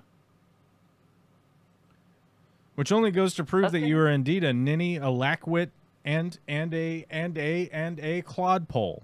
By the way, it has all that written in there. How dare you? And you're a clodpole, said the girl bitterly, and a ninny, a numbskull, a lackwit, and a coxcomb. Ooh, I a can't say you can't go coxcomb. around saying coxcomb to people. What the fuck is that? That's the comb on top of a rooster. Is that like a dick brush? Is it a coxcomb or a dick brush? Who knows? A vain and conceited man. A dandy. A variant Ooh, spelling of coxcomb, sense 2. A dandy. So if I go around calling somebody a dandy, has two main meanings historically. It referred to a man obsessed with fashionable dress and grooming, often seen as So it's foppish. dandy. Today, in informal context, dandy is an adjective meaning very good or excellent, as in that's fine and dandy. A term can also refer to a digital dental lab, a book title, a clothing brand, or a video game. A digital book title. Okay. I'm Wow. just saying that, like, I listened to the Bulwark earlier today, and those guys were saying, oh, all you got to do is you got to bring somebody in that can talk to blue-collar workers, right? Because they're like, if we get the blue-collar workers, then we can get people in office, which, by the way, is fundamentally a fucking stupid way to look at this diverse country, right? Like, that's abjectly ridiculous. It's like, oh, we lost some of the blue-collar workers. Like, okay, how are you going to win the blue-collar workers back? If you go out and say everyone's wicked retarded, right? Like, oh, all the plumbers are going to vote for you now, right? It's like, They're no. all from Boston. that is not going. What are you doing? What is this? You want blue-collar workers to vote for you? You need to advocate for blue-collar workers. right? Donald Trump went out and did that and convinced people that he was going to A, drill baby drill, which was a fucking lie, an abject lie. And in fact, we've lost more drilling platforms in the 7 months that Donald Trump has been president, 8 months, whatever it is, than the 4 years that Biden was president. The 4 years that Biden was president, we added drilling rigs. We've lost. The next thing was, we're going to do coal. The coal miners are going to get their jobs back. All it would take is fucking 20 seconds of people to sit down and go, why did coal miners lose their jobs? It's because of automation, technology, and the way that we the way that we mine for coal now. We don't send people down into holes to go get coal. We take the mountain that has coal in it and we flatten it out. They start at the top and they keep pushing the dirt until they get down to the coal, and then you dig the coal out of the hole. And who does that? Machines do that. People don't do that. That's why coal workers lost their jobs. And one of the other ways that he did it is he put on a fucking a high-vis outfit with a hard hat and drove a dump truck around. And danced to YMCA. By the way, somehow adopted the what do you call that? The anthem of the gays, right? The YMCA song, which is like, for the last 50, 60 years, however long that song has been around, is like, young men, right? Like, what's this song about? We're going to go down and jack off dudes at the fucking YMCA, right? Like, that's what the song is about. We're going to go find tasty buns and balls. And by the way, anybody that wants to go find tasty buns and balls and everybody's into it, you have consenting adults or whatever, and you want to get the tasty balls and you want to do whatever the fuck you want to do with it, I don't give a shit. Do it all day long. I don't give a fuck. Doesn't bother me. I don't care, right? The one man with no rhythm whatsoever is he doing this thing? I'm dancing. Guys, I'm dancing. Guys, I'm dancing. I'm doing it. Young man, come down to the YMCA. Right? Like, what the fuck? What are we doing? Like, somehow that appealed to blue-collar workers. No, that's not what appealed to blue-collar workers. It's all these fucking insane ad campaigns. The fucking Tucker Carlson of the world. Like, constantly yammering on and just lying about shit and never having pushback about it. And they're going, the Trump's the guy who's going to do it. Because they've built up a figurehead that is the head of their, essentially, like, football fandom, right? I don't own a Joe Biden t-shirt. I don't own a Joe Biden fucking bumper sticker. I don't own an Al Gore flag. I don't own a single piece of Democrat, Libertarian, Republican, Independent, anarchy, whatever. Like, I voted for Jesus, what's his name? The seatbelt guy. Holy fuck. Ralph Nader. I voted for Ralph Nader, right? Not this time around, but obviously, 25 years ago or whatever the fuck it was. I've never owned a Ralph Nader bumper sticker. I've never owned a Ralph Nader t-shirt, hat, nothing. I've never owned any of that shit. You know why? Because I don't sit around idolizing fucking false idols, right? I sat here and explained that I know that Tom Cruise was in the Minority Report and the synopsis of the Minority Report. I saw it. I took it in. I took in that information. I processed it in my mind. And then I went, what's important about having known what the Minority Report was? Was it that Tom Cruise was in it? Not really. Nope.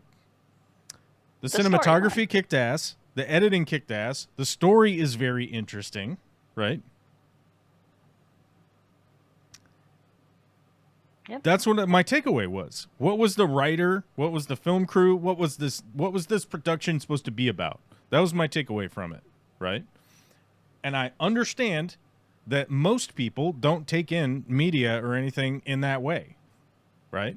It's like, I need this one person that can go do the thing for me. And I've been experiencing this the entirety of my life. And the easy way to explain that is George H.W. Bush was the head of the CIA. Then he was the vice president for 8 years. Then he was the president for 4 years, right?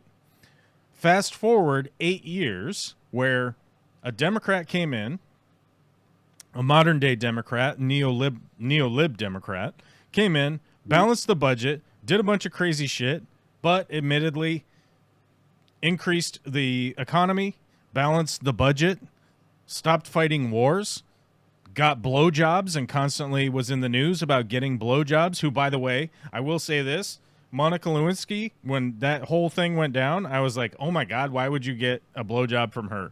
But I recently watched a thing with her, and I'm like, that lady grew into a fairly attractive mom, is what I'm saying. So I see it now. I get it now, right? Not back then. Mainly because I was fucking outraged by the actual political machine and the shit that was happening, right? I didn't give a fuck that the president got a blowjob from anybody. I don't even care. I don't even care if it was Steve Lewinsky that came in and sucked off the president, as long as he was just doing president shit. I don't care. I don't care about people's sex lives. I really don't. I mean, I'm minorly like interested in the idea that like, oh, that's kind of crazy. You guys had like a weird three-way, like odd. Okay. Guys in a cigar. Okay. It doesn't have any, it's, you could have told me you went jogging with 2 other people. Like, oh, you went jogging with 2 other people? Okay. All right. Word. Got it. I don't think it's a moral failure that people have sex with the human bodies that they've been assigned to. I guess sue me? I guess sue me for the fact that, like, people live inside of a human body and then they want to, like, touch human bodies together. I don't care. Do it if all you want. Show up to work. Do your job. Do whatever it is. I already told you earlier in this stream, I don't even think really people should be having jobs or making money or doing all this economy shit. It's fucking crazy. But it's the world we live in, so you got to do your responsibilities. But really, like, when you boil it down, I've totally lost track of what the fuck I was talking about. I have to think about what I was talking about. Hold on. I'm having a fucking brain fart because I was going to fart. And you could probably see me scooting around, and I didn't want to fart because I was thinking about, like, ugh, this could be an untrustworthy fart. I ate a lot of eggs this morning. I don't know what the fuck's going on. All right, what was I talking about? It all started out with retard, then moved on to cult leader. Right. Oh yeah, Versus... it's just a lot of it just fundamentally boils down to the fact that, like, a lot of people in this country, in the United States of America, have been tricked, bamboozled, coerced, cultified, right, into imagining that there will be an individual strong leader that will lead us to a new land, right? And I can say that because I've experienced it in my life when George H.W. Bush was the head of the CIA. Then he became vice president for 8 years. Then he became president for 8 years. Then we had Bill Clinton for 8 years. And the backlash to that was, let's elect the son of the previous guy who was involved with the White House for 20 years. His dad, George H.W. Bush. Let's vote for George W. Bush, who had significant cocaine problems. He lost the Texas Rangers. He somehow owned the Texas Rangers and lost the Texas Rangers somehow. Had basically zero credentials to be the president, except for the fact that his last name was Bush. So when they put up all of the Bush signs all over the place, which, by the way, is fucking abjectly ridiculous that we have to have all of these fucking signs everywhere. But nevertheless, that's the world we live in. They're going to have fucking political signs in everyone's lawn everywhere you go. And a bunch of old boomer fucks recognized the name Bush. So when it came time to elect their Sieg Heil fucking singular leader man, they voted for the name that they recognized. And that was another Bush. Which leads us all back to the three-way conversation again. Did she have a bush or not? Bum, bum, bum. But did she? Witchy cat, yes or no? I'm gonna guess. Boy, that was right at the cusp. I would say well trimmed, but yes. Trimmed. But yes. But yes. Well, speaking of Bush, we have to go to our sponsor of the day.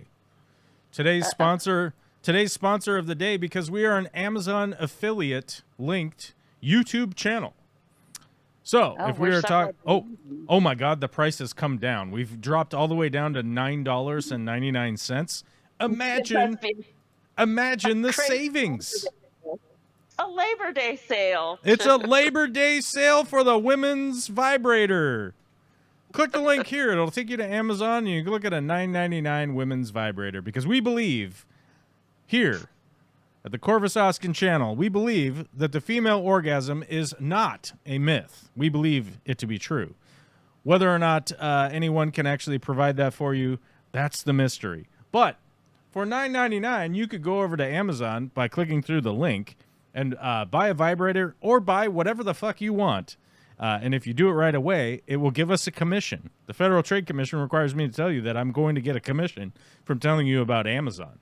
Now, do you have to go buy a vibrator? No, you don't have to go buy a vibrator. But if you go through the vibrator link, it'll take you to Amazon. And then you can click through and buy all the shit that you were going to buy from Amazon anyhow, because they've cornered the market on being able to sell you shit that was made overseas. And so that's why we market it as the vibrator, as opposed to just saying, hey guys, just go to Amazon. Because on the off chance that every once in a while we do get a vibrator order that shows up in the analytics. I don't know who buys them, unless you individually send me an email and tell me, hey, I bought a vibrator. I won't know. I won't know who did it. I won't know who done it. We sold one last month, which means that there is a potential for a female orgasm to exist somewhere out there in the world, somehow connected to the YouTube channel. And you know what that is? That's not one. That's 2 thumbs up. We love that. We also sold some terracotta pots, some Sawzall blades, and a bunch of bulkheads. Multiple people bought bulkheads last week, so that's good. Or last month. Sorry, last month. We don't know who, but somebody did. And we would encourage you that if you're going to buy trash from Amazon, because we hate Amazon, but we're an Amazon affiliate. Let's take their money. Let's take their money from them. Because why not? It's all dark money anyhow, right? I always advocate that you shop at local stores. We do have viewers on the live stream here that work at local fish stores, and one of them is Sierra Fish and Pet down in Renton, Washington. You could have gone there and bought the bulkheads. I have verified that they do carry them in stock, because they are an actual good local fish store, not a piece of shit local fish store like some of them in Edmonds, right? Oh, Edmonds sucks. On many levels. If you notice, today is September 1st, 2025. Do you know what that means?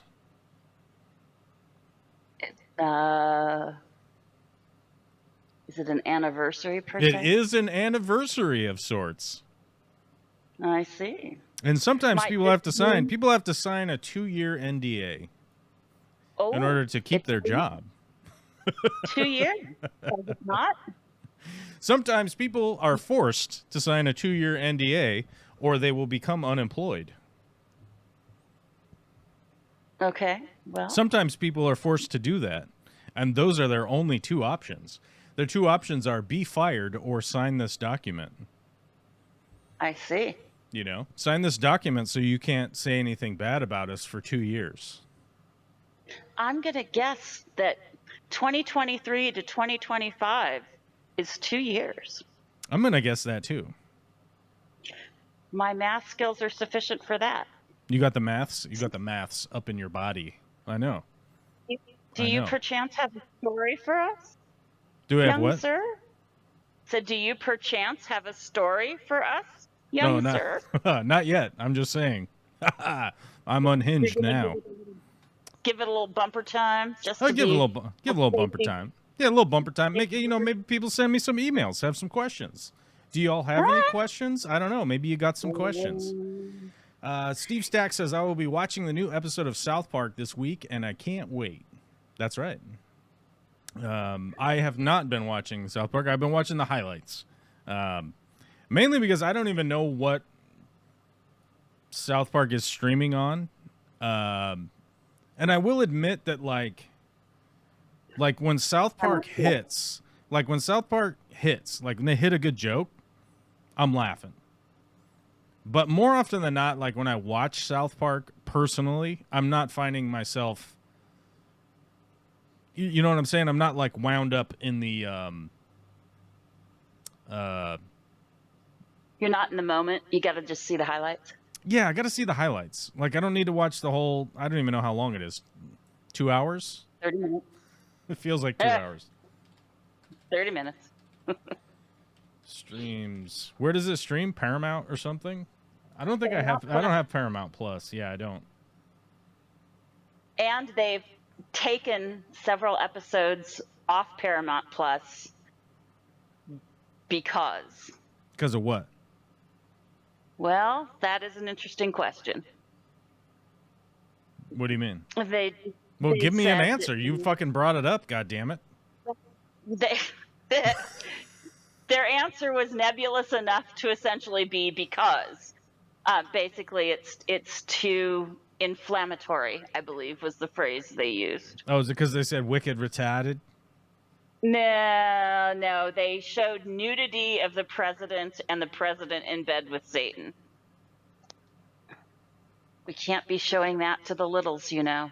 Wait, did they take that one down? They did. They took 7 episodes down. Or I think 3 episodes and then 4 planned because of the content. From what? From Paramount Plus. Let's see if I can. Several South Park episodes have been removed or banned from streaming services over the years due to their controversial content, primarily revolving around religious figures like Muhammad, while 5 episodes, Super Best Friends, Cartoon Wars Parts 1 and 2, and 200 and 201 are widely known for this reason. They're episodes like Big Gay Al's Big Gay Boat Ride, Terrence and Phillip, Not Without My Anus, and Passion of the Jew have also faced removal from platforms like Paramount Plus due to sensitive or anti-Semitic themes. Did they take the Trump one down already? Yeah. I don't know. They already aired it, so it's not like it's down. I mean, I know. I don't know. Hold on a second. I'm pulling it. Paramount has banned 5 South Park episodes. Paramount has banned 5 South Park episodes, and there's only one way to watch them. There you go.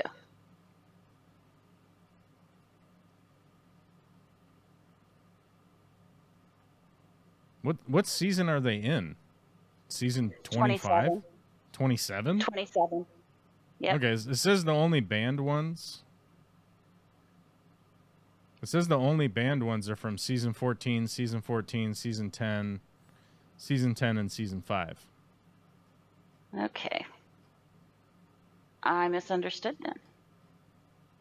Because I guess one has to do with Muhammad, and I don't know. I guess it's just a little... It's like a little too much. Yeah, I don't... Oh, they did it what? They did a delay as controversy around the new episodes continues. Well, yeah, but I mean, who gives a fuck, man? Like, they can choose to be out $1.5 billion if they want, but you know,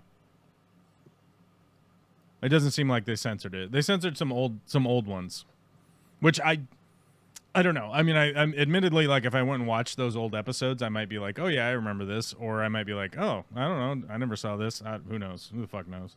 I've seen, so to admit it, like, I've seen lots of South Park, but like I said, I don't find myself like in this joyous state watching the whole thing. You know what I mean?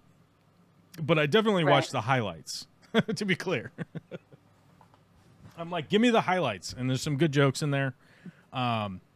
you know, like I grew up with those guys. Like, but here's the thing: like basketball, that movie, I could watch that movie right now. That shit's so fucking funny.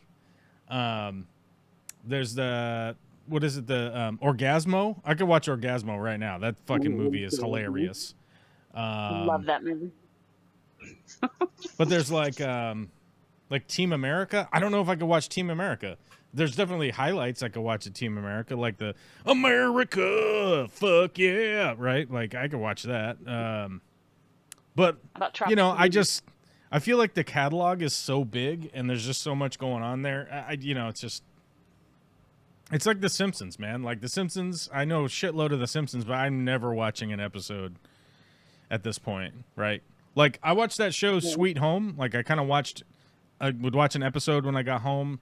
Sometimes I watch 2, depending on like what time I got home at. Because when I get home, the girls are asleep. You know, when I get home from work, the girls are asleep, and I can't sleep because I have to drive to get home, right?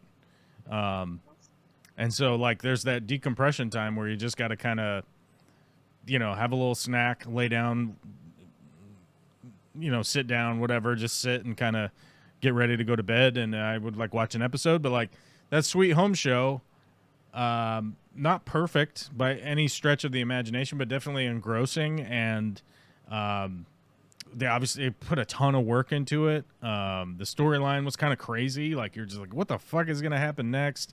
That was a great show. And I would like, I'm going to watch it. And I watched all the way through season 3. And then I was like, when's the new season coming out? Because Netflix has some kind of fuck up on it that's saying a new season is coming. For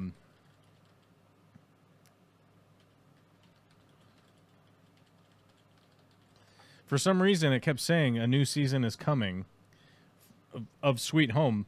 But then when I looked it up, because I was like, oh, well, when's that going to come out? But season 3 was like was a planned end to the story. And then people were saying that like they don't know why Netflix keeps saying there's going to be a season 4. Because even the people that made season 1, 2, and 3 were like, yeah, there's not going to be another one. What's going on? But who knows?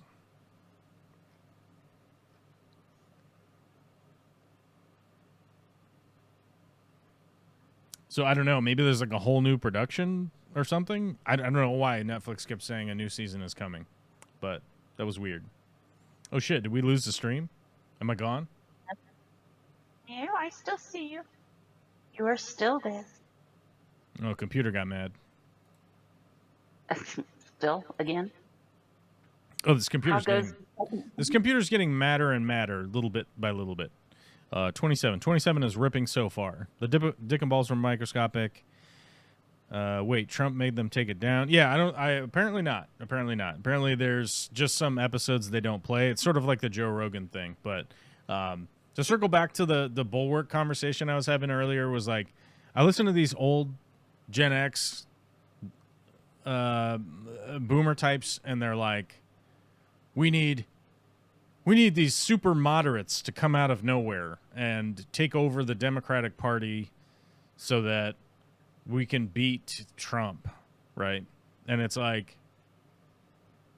my assessment can't be any further from that assessment without me falling off of a cliff, I think. I think it's pretty clear the way that politics are in the United States at this point, that you need, that you realistically need somebody who is,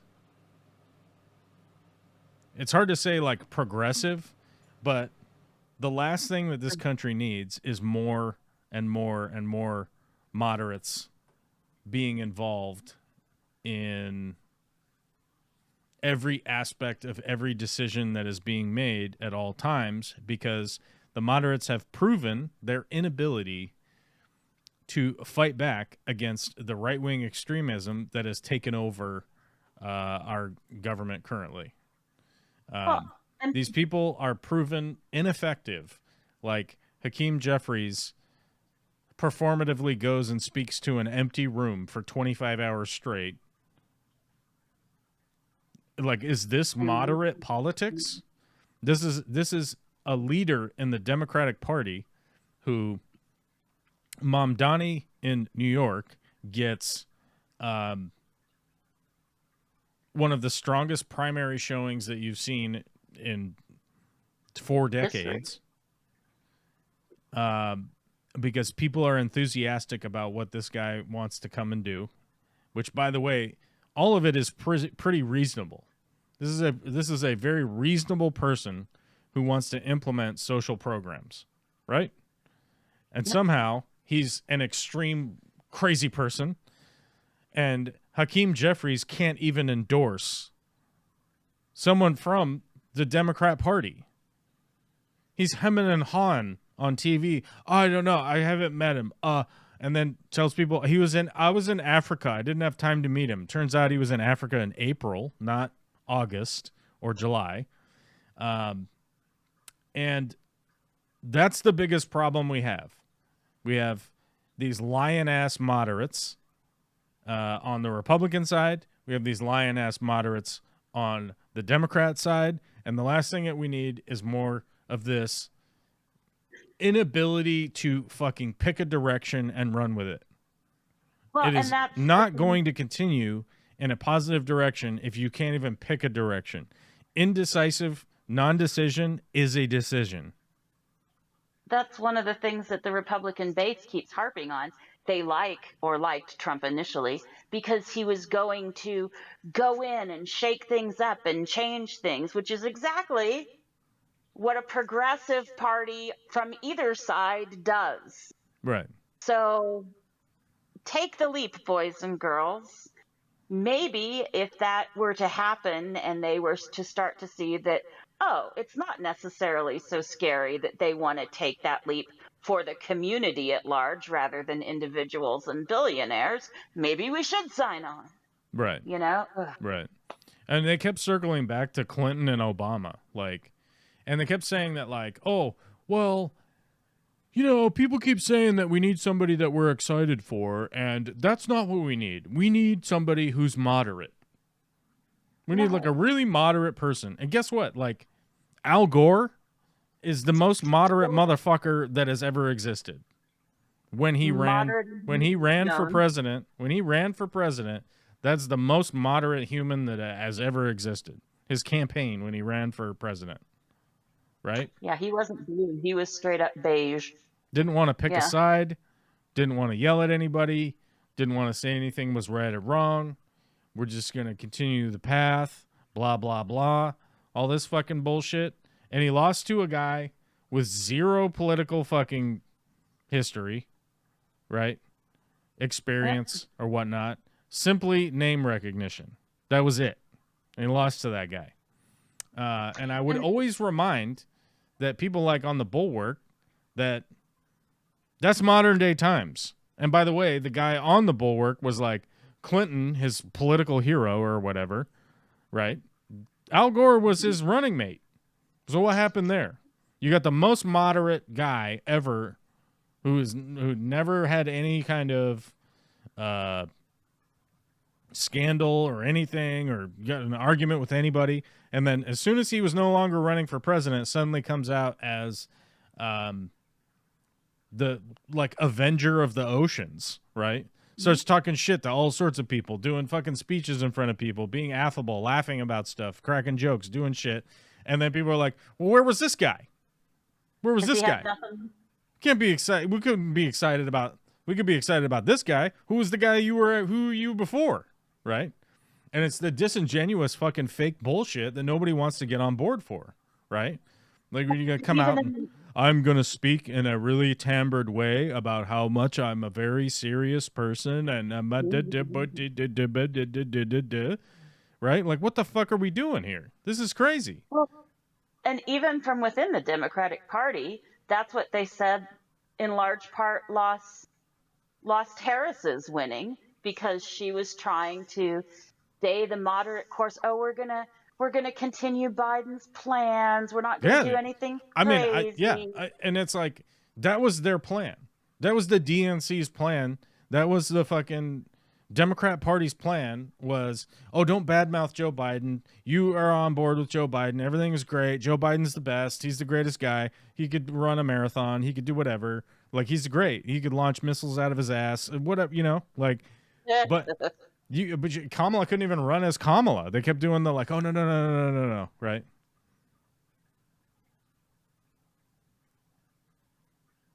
We've seen the largest.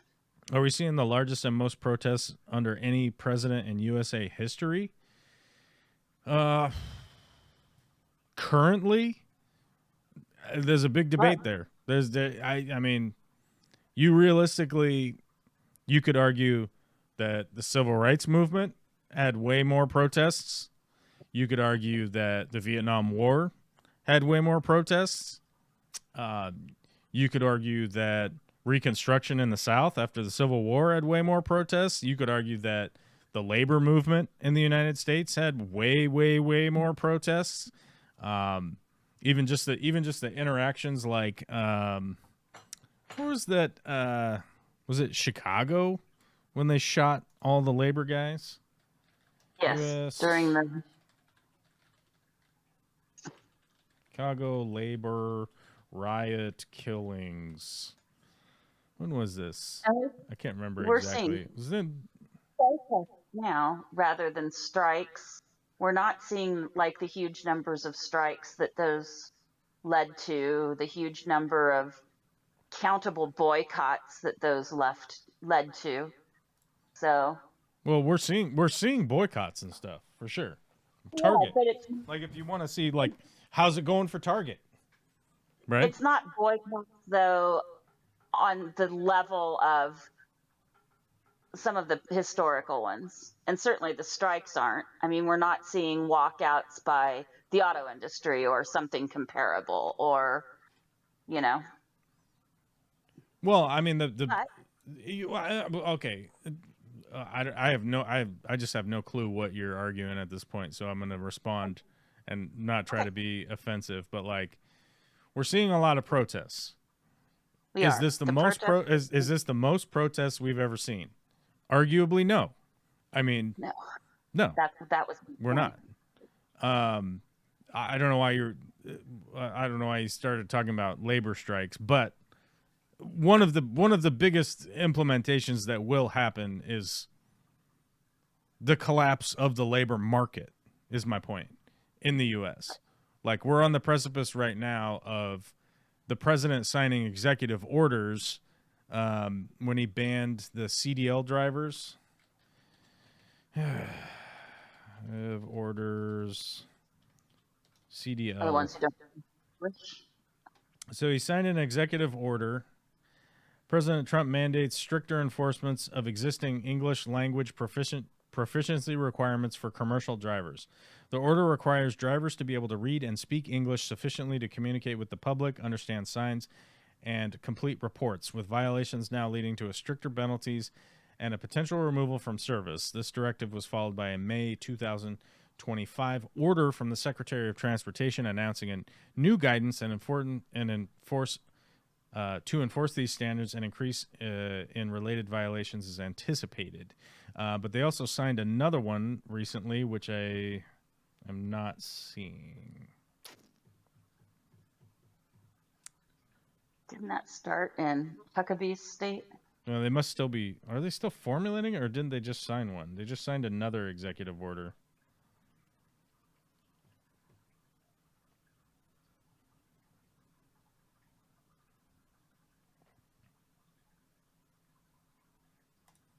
It's because of the car. It's because of the crash, the trucker crash in Florida.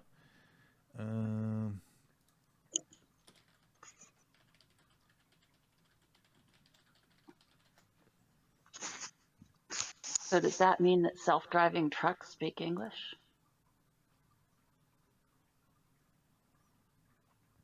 Steve Stack says you got anti-Trump, anti-war, pro-Palestine out there daily. I mean, yeah, there are. I mean, admittedly, there are protests happening right now. Like, I'm saying, like, is this the highest it's ever happened? I mean, you know, when my dad sailed into port into San Francisco, it was one thing that most people. Hold on,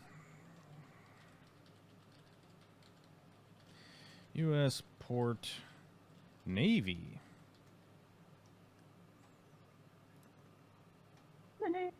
So when a Navy ship comes into port, they do this thing. Where is it?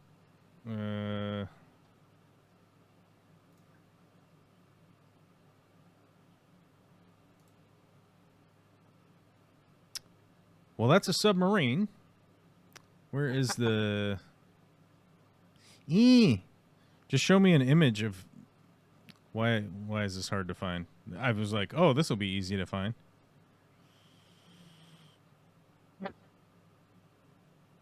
Okay. This is a terrible image, but it will represent what I'm talking about. So when the Navy comes into port, they do this on the deck. They all stand out at attention, like on the aircraft carrier, like this, although we're like a million miles away, but those little white things up there are dudes standing at attention on the fucking aircraft carrier. When you come into port, you stand up at attention, and you come into port, and it's sort of a ceremonial type thing that you're returning back to the States. Well, when my dad did this in the Vietnam War, they sailed in to port in San Francisco, which they go under shit there, like the San Francisco Bridge. Yeah. And people had pushed dumpsters out onto the bridge so that they could throw garbage on the Navy when they came into port. Right?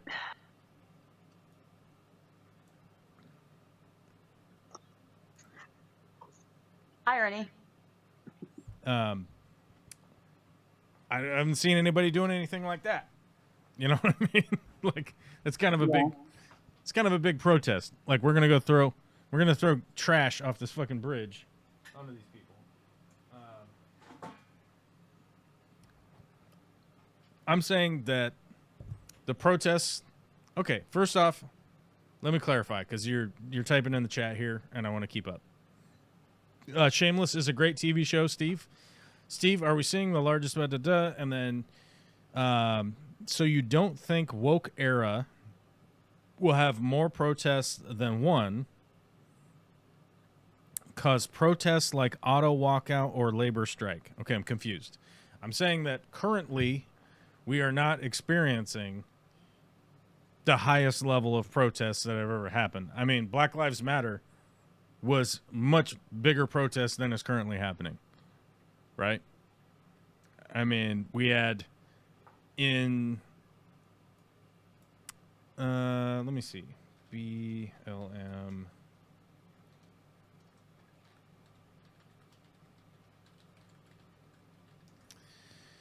How many people showed up for this in Seattle?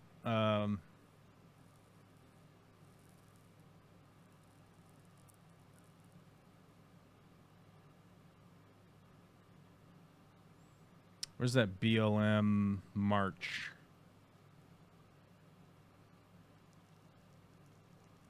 I thought it was like 110,000 or whatever that did the march. I don't remember. Where is the march? March. Right after February. Okay. Sorry. I'm just saying that, like, the Black Lives Matter protests were significantly more pronounced than what we have right now, right?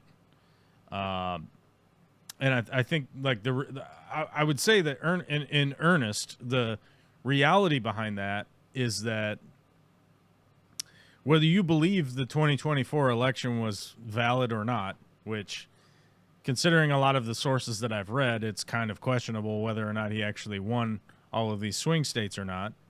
But leaving that aside, most Americans are agreeing that, like, well, this guy was elected, he was inaugurated, and there's a 4-year slow walk into insanity, right? 15 million. What's that? 15 to 26 million nationally for Black Lives Matter in 2020. Of what? protesters. 15. Do you think there was 15,000 protesters? 15 to 26 million people Oh, million. nationally Right. participated in BLM in 2020. Right. So, I was talking about the Seattle one, which I think was like 100,000 people silently marched, which is much bigger, much more pronounced showing than what is currently happening. Right. Right. But either way. And I totally lost my train of thought. But what I was saying is that like the bigger reaction right now is that most Americans are assuming that our 2024 election was safe, secure, and accurate, right? And I think most people's reaction to that has been, all right, well, that means that we have to deal with this for 4 years, right? And I just think that that's like a human, the human reaction, the human reaction to the situation, right? Is that, oh, well, all right, we've got 4 years to deal with here. This is going to be tough. What am I going to do to try to hunker down and do what I can when I can, right? Whereas, like, the BLM protests were like, go now. And just go now and do it now and go do the thing. And, you know, and so most people reacted that way, right? You know, currently you have a lot of people that are like, well, you know, maybe I should do this, maybe I should do that. I mean, I currently am, like I said earlier in the show, I'm currently focusing on building the local community that's going to be able to work together as things happen, right? When things happen, the people that live near me, right, we're going to be able to work together to try and deal with whatever is coming. Just the same way as like if there was a hurricane, right? I'm probably at some point an emergency service will come by to try and help if there's a problem. But if there's a problem right now and a tree falls on my neighbor's house, I'm going to run over there right away and try and help out. If help needs to happen, I'm going to go get involved, right? And so, like, I personally think that building community is not only important in life, just period, end of story, full stop, that's it, right? I also think that's probably the most important thing that people could be doing right now is having community support, working with each other, and also having community support and being able to be outspoken about what is going on. And that ultimately is going to be one of the biggest issues that we're dealing with as time goes on here. If you look up the current polling of what the administration itself is doing, the approval rating of the actions that are being taken are disapprove at 62% or disapprove all the way up to 84%. Right? Depending on what which issue we're talking about. A firm, abject, gigantic majority, a super majority even, into the 60s and 70s percentile, are agreeing that what is happening is awful, right? But if you turn on Fox News, if you turn on OAN, if you turn on Tucker Carlson or Tim Pool or Jordan B. Peterman, you turn on all of these kooks and weirdos, and they start telling you that, like, oh no, this is what's happening, right? Everyone thinks this is the greatest thing that's ever happened, right? People are going to slowly start being convinced that, like, oh, I guess everybody's on board for this, so we might as well just go for it, okay, right? So I honestly think that, like, being actively outspoken and showing people that, like, you are fully in disagreement with this and the people that are out there, you are not alone, right? You are not alone in understanding that this is ridiculous, abject horseshit, and you don't want any of this to be happening.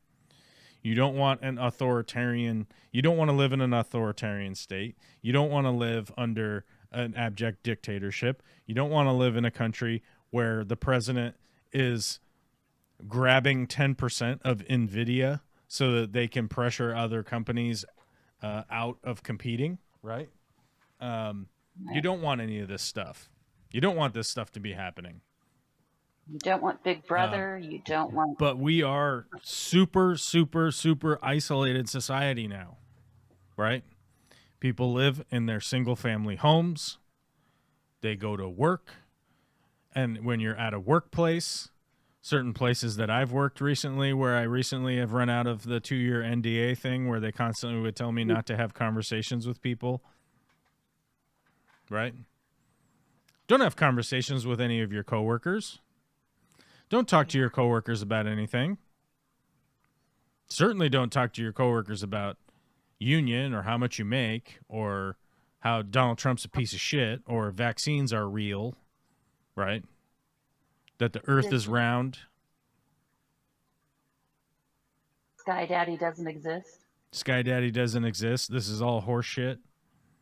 Reselling fucking cheap-ass Chinese plastic stuff for a gigantic profit on the backs of slaves in other countries, right? Just because you ignore the slaves in other countries doesn't mean they don't exist, right?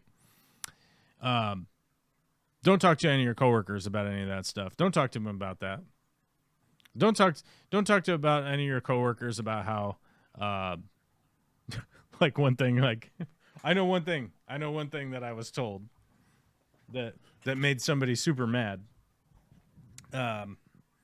Is that don't talk to anybody about how the owner eats food like a 5-year-old. You know, everything's got to be cookies and fucking bologna sandwiches and shit. Don't ever talk about any of that. You know. He'll be ready for prison. Anyway. Yeah.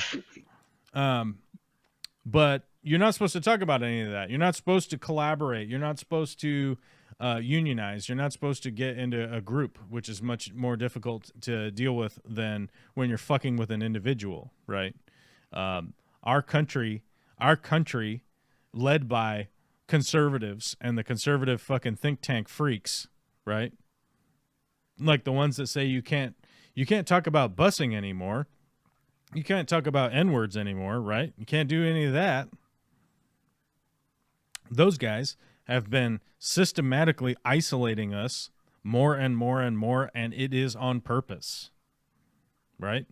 It is on purpose that you do all of your shopping at a conglomerated fucking single store like Walmart, the abject fucking piece of shit company that is, that has to suck up millions and millions and millions and millions and millions and millions and millions and millions and millions of dollars of social programs in order for their employees to work there still and not starve to death with the fucking slave wages that they work, right? There's a reason why they would support Walmart kicking out all of the fucking small businesses out of every fucking small town in this country.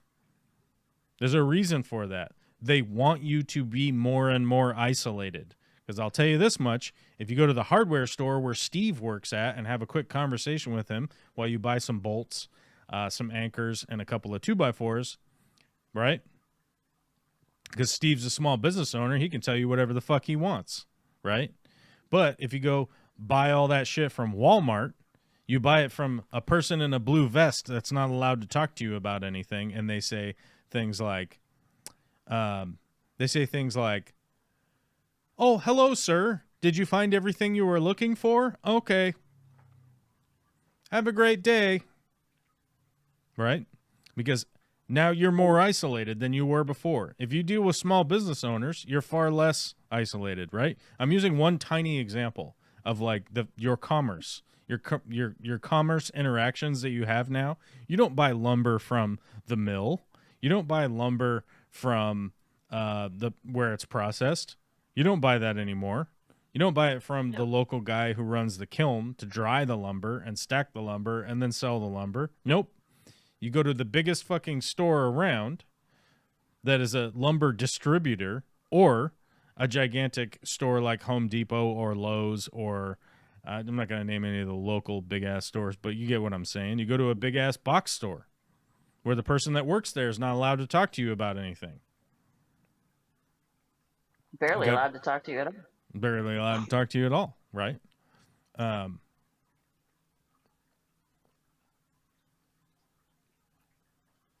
Unless it's Home Depot and you don't want them to, and then they follow you around. But that's another story. I like Home Depot because there's normally people working there. But now you need a self-check, right? Now you need to implement the self-check. You don't even get to talk to a cashier anymore. Now you go to a self-check, you go to your car, you put that shit in your car, and you get the fuck out of here. Don't talk to anybody. Just walk around by yourself. Just walk around all by yourself.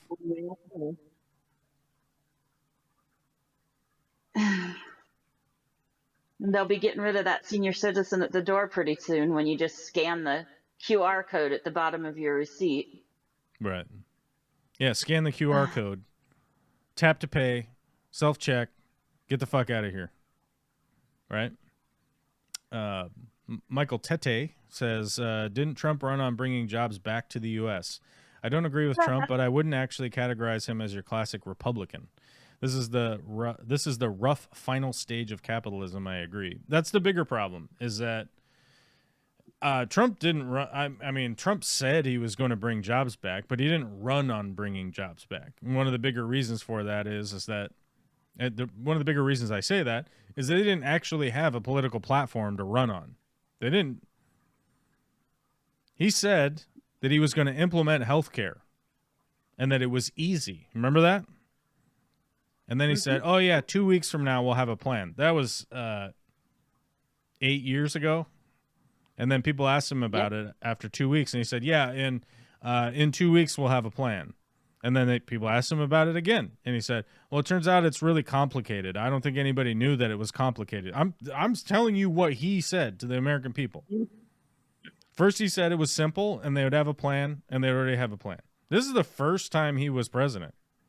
And then he said, oh, no, turns out it's complicated. I didn't realize it was complicated. And then he said, no one thought it was complicated. No one knew it was complicated.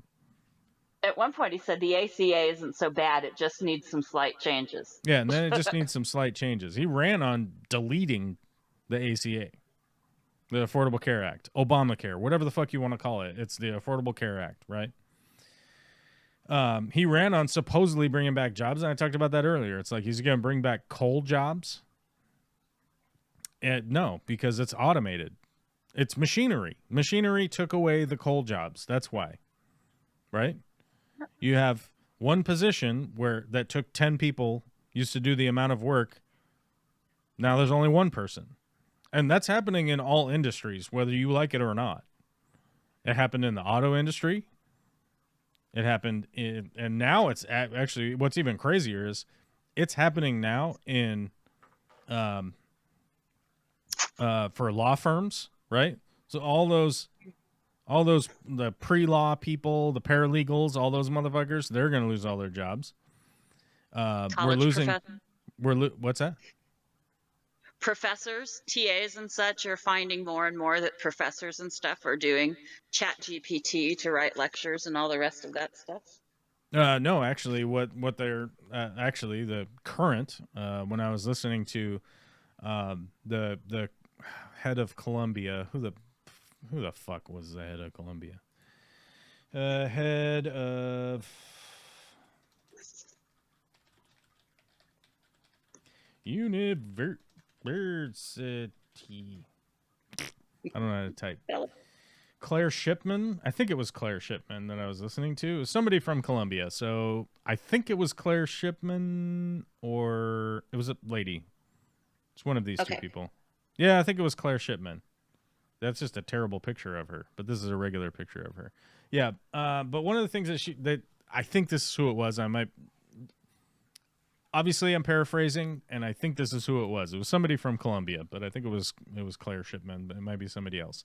Anyhow, the thing that they were saying is that as far as law school goes, what they're noticing is that they are eliminating a lot of the written reports and stuff. They're not doing that anymore. They've gone back to the oral tradition, which is wild, right? Is that they're like, Right. oh, to combat ChatGPT, you got to bring your ass in here and show us your aptitude. All right? Welcome back to the courtroom, motherfuckers. Which is fine, which is great. They're adapting. The colleges are adapting to the fact that people have access to different tools now, right? And they will. I'm confident that they will. I'm confident that the universities will adapt around people scamming the system. It's essentially their only job, right? And it's the only thing that they have going on. And 95% of the people that work in universities are quite adept at what they're doing, and they'll figure it out. I'm not worried about that. But, we talked about coal jobs. We talked about like paralegals and all those kinds of people, like radiologists. A lot of medical stuff is going to be automated by AI that we cannot trust at all. But corporations are going to do it. When it comes to customer service, 9 times out of 10 now you call and it's a bot, right? 9 times out of 10 now you email something, it's a bot that's replying to you. 9 times out of 10 you go to a website and you need a question, it's a bot. The bots are doing all that now. People can't do that anymore. They're not allowed. Fuck you. Get out of here. Amazon factories, Amazon shipping places now are becoming super automated. I don't know if you've seen them. There are tons of videos. Look it up. Amazon shipping facility automated. In China, they have what are called dark factories. They have dark factories that are doing manufacturing in the dark because none of the machines require light to be on because they operate through infrared, which is not a spectrum that requires light for them to see what's going on. So they turn all the lights off to save power. They're called dark. It's what are they called? Dark warehouses, dark facilities, whatever they're called. One of those data centers. We are being automated out. Like I said, when I brought up the CDL stuff, the United States has over 5 million drivers. The United States has over 5 million people that do driving jobs, from trucking to small shipping to big shipping to all that stuff. Right? We have 5 million career drivers in the United States. And they are going to promote and push and push and push to automate all of that driving. Michael Tede, please tell me you're not serious.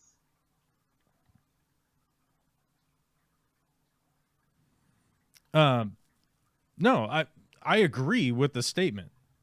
Automation is a good thing. I'll just read it. Michael Tete says, automation is a good thing. As the need for labor decreases, we should experience a better quality of life in the form of free time.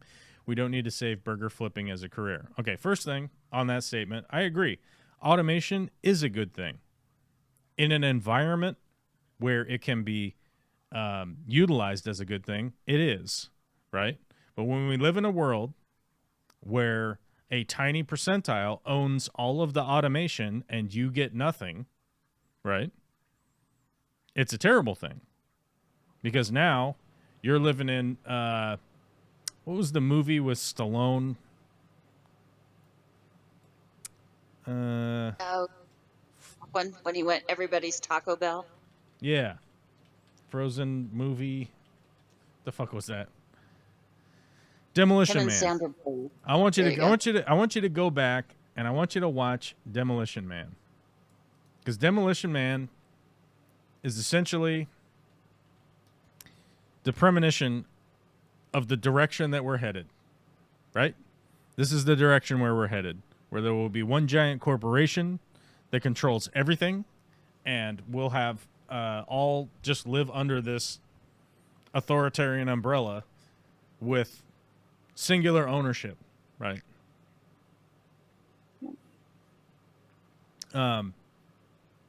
We don't need to save burger flipping as a career, okay?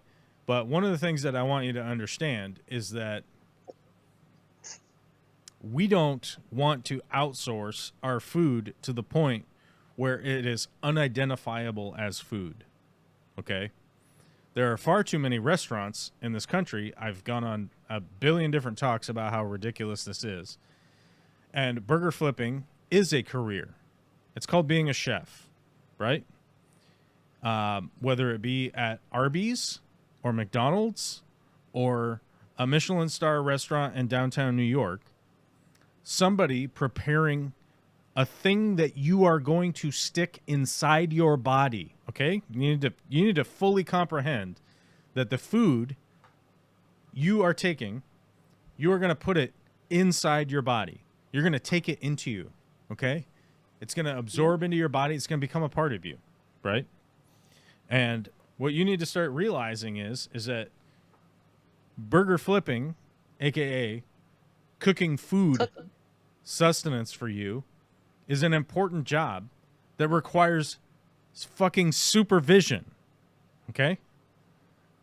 And if there isn't a supervisor or somebody that is knowledgeable to know what the fuck is going on, that's how you end up consuming E. coli, getting sick, landing in the hospital for 3 weeks on a fucking dialysis machine, right? Because the automated fucking potato washers, right? They're washing the potatoes. They didn't clean the potato washing machine when they went to wash lettuce in the exact same machine, and got E. coli all over the lettuce, and then people stuffed it into their bodies, got sick, and a few people died, right? And then we've got things like all the allergen warnings from the FDA. This has got tilapia in it because those machines were used to package some fish product 3 weeks ago and now is making your milk.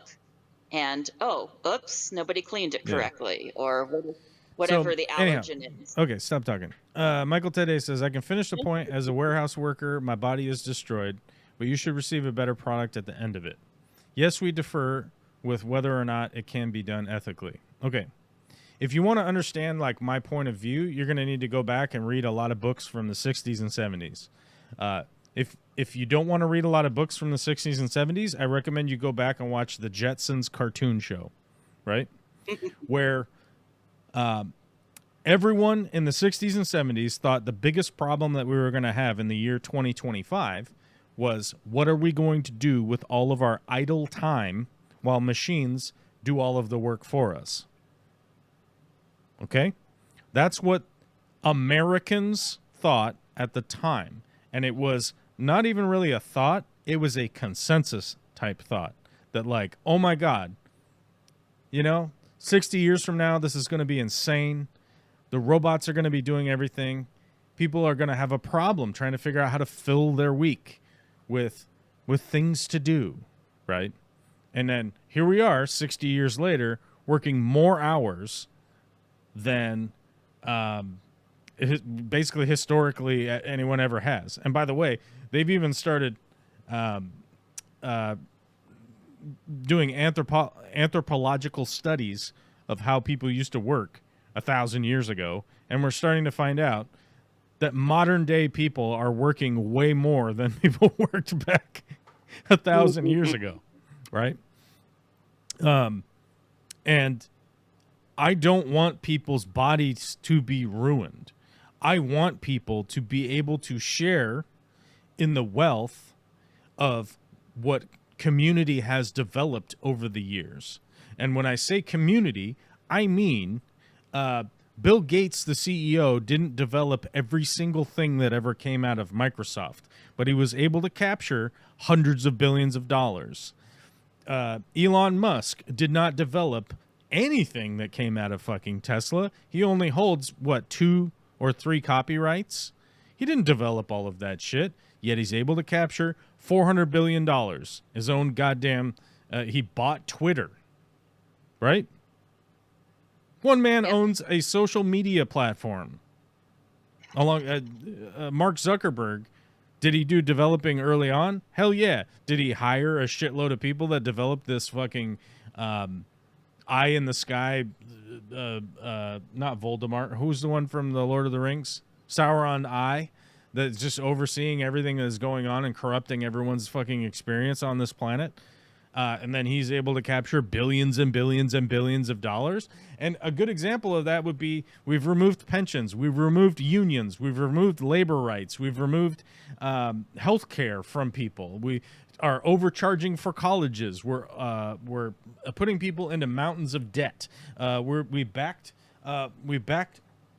federally backed mortgages with 0% interest rates for years on end. So now houses are $600,000, right?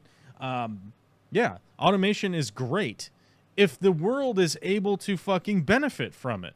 But that's not who's benefiting from it. Are you telling me that the burgers at McDonald's are all made by automated machines? They are, okay? No one at McDonald's is baking bread. No one at McDonald's is making cheese. No one at McDonald's is grinding or butchering beef. No one is cutting French fries at McDonald's. I'll tell you, if you go to Dick's Cheeseburgers in Seattle, which by the way is a very successful chain, guess what? You can look in the window and they're cutting French fries in the window. I know exactly where they process all of their beef. It's down in Seattle. It's called McDonald Meats. That's where their beef comes from. It's processed there on Tuesdays, Thursdays, and Saturdays. Last time I checked, there's 3 days out of the week where they grind only Dick's beef. Right? Where's their bread coming from? The bread comes from Seattle. I've been to the bread factory where they make the buns. I don't know where the cheese comes from because I don't give a fuck. I never looked into it. But what I'm saying is that you can do a McDonald's chain the way that Dick's does. And do you know how much Dick's pays their employees? They start at $23 or $22 an hour. And I can look it up. They also pay for health care. Dick's starting wage. They advertise it.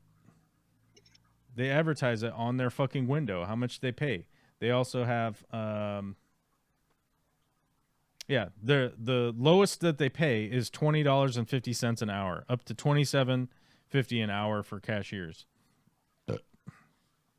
So, like, they also provide health care for their workers. They also help with with a college fund for their workers. Strangely enough, Dick's Cheeseburgers is making shitloads of money hand over fist.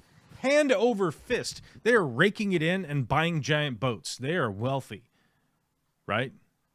They're wealthy, and they're able to do what McDonald's does better in a more localized, wholesome way where people are actually working on the stuff, right? And also providing enough money. But if you want to look at McDonald's, everything comes in a fucking frozen box on a frozen truck, and they put it onto machines where someone pushes a button and it goes down and opens back up, right? The French fries automatically come back up.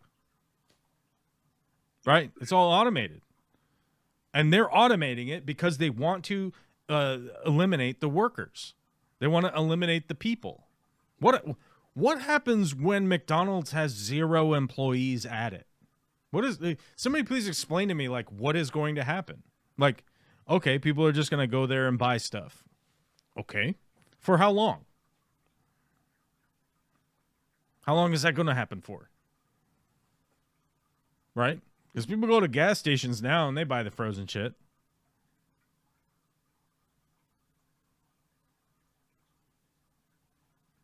The people who built the pyramids worked pretty hard.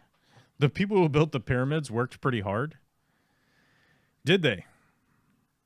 Did they work hard? What kind of evidence do you have that they worked hard? I bet they worked. But you don't have any evidence that they worked hard.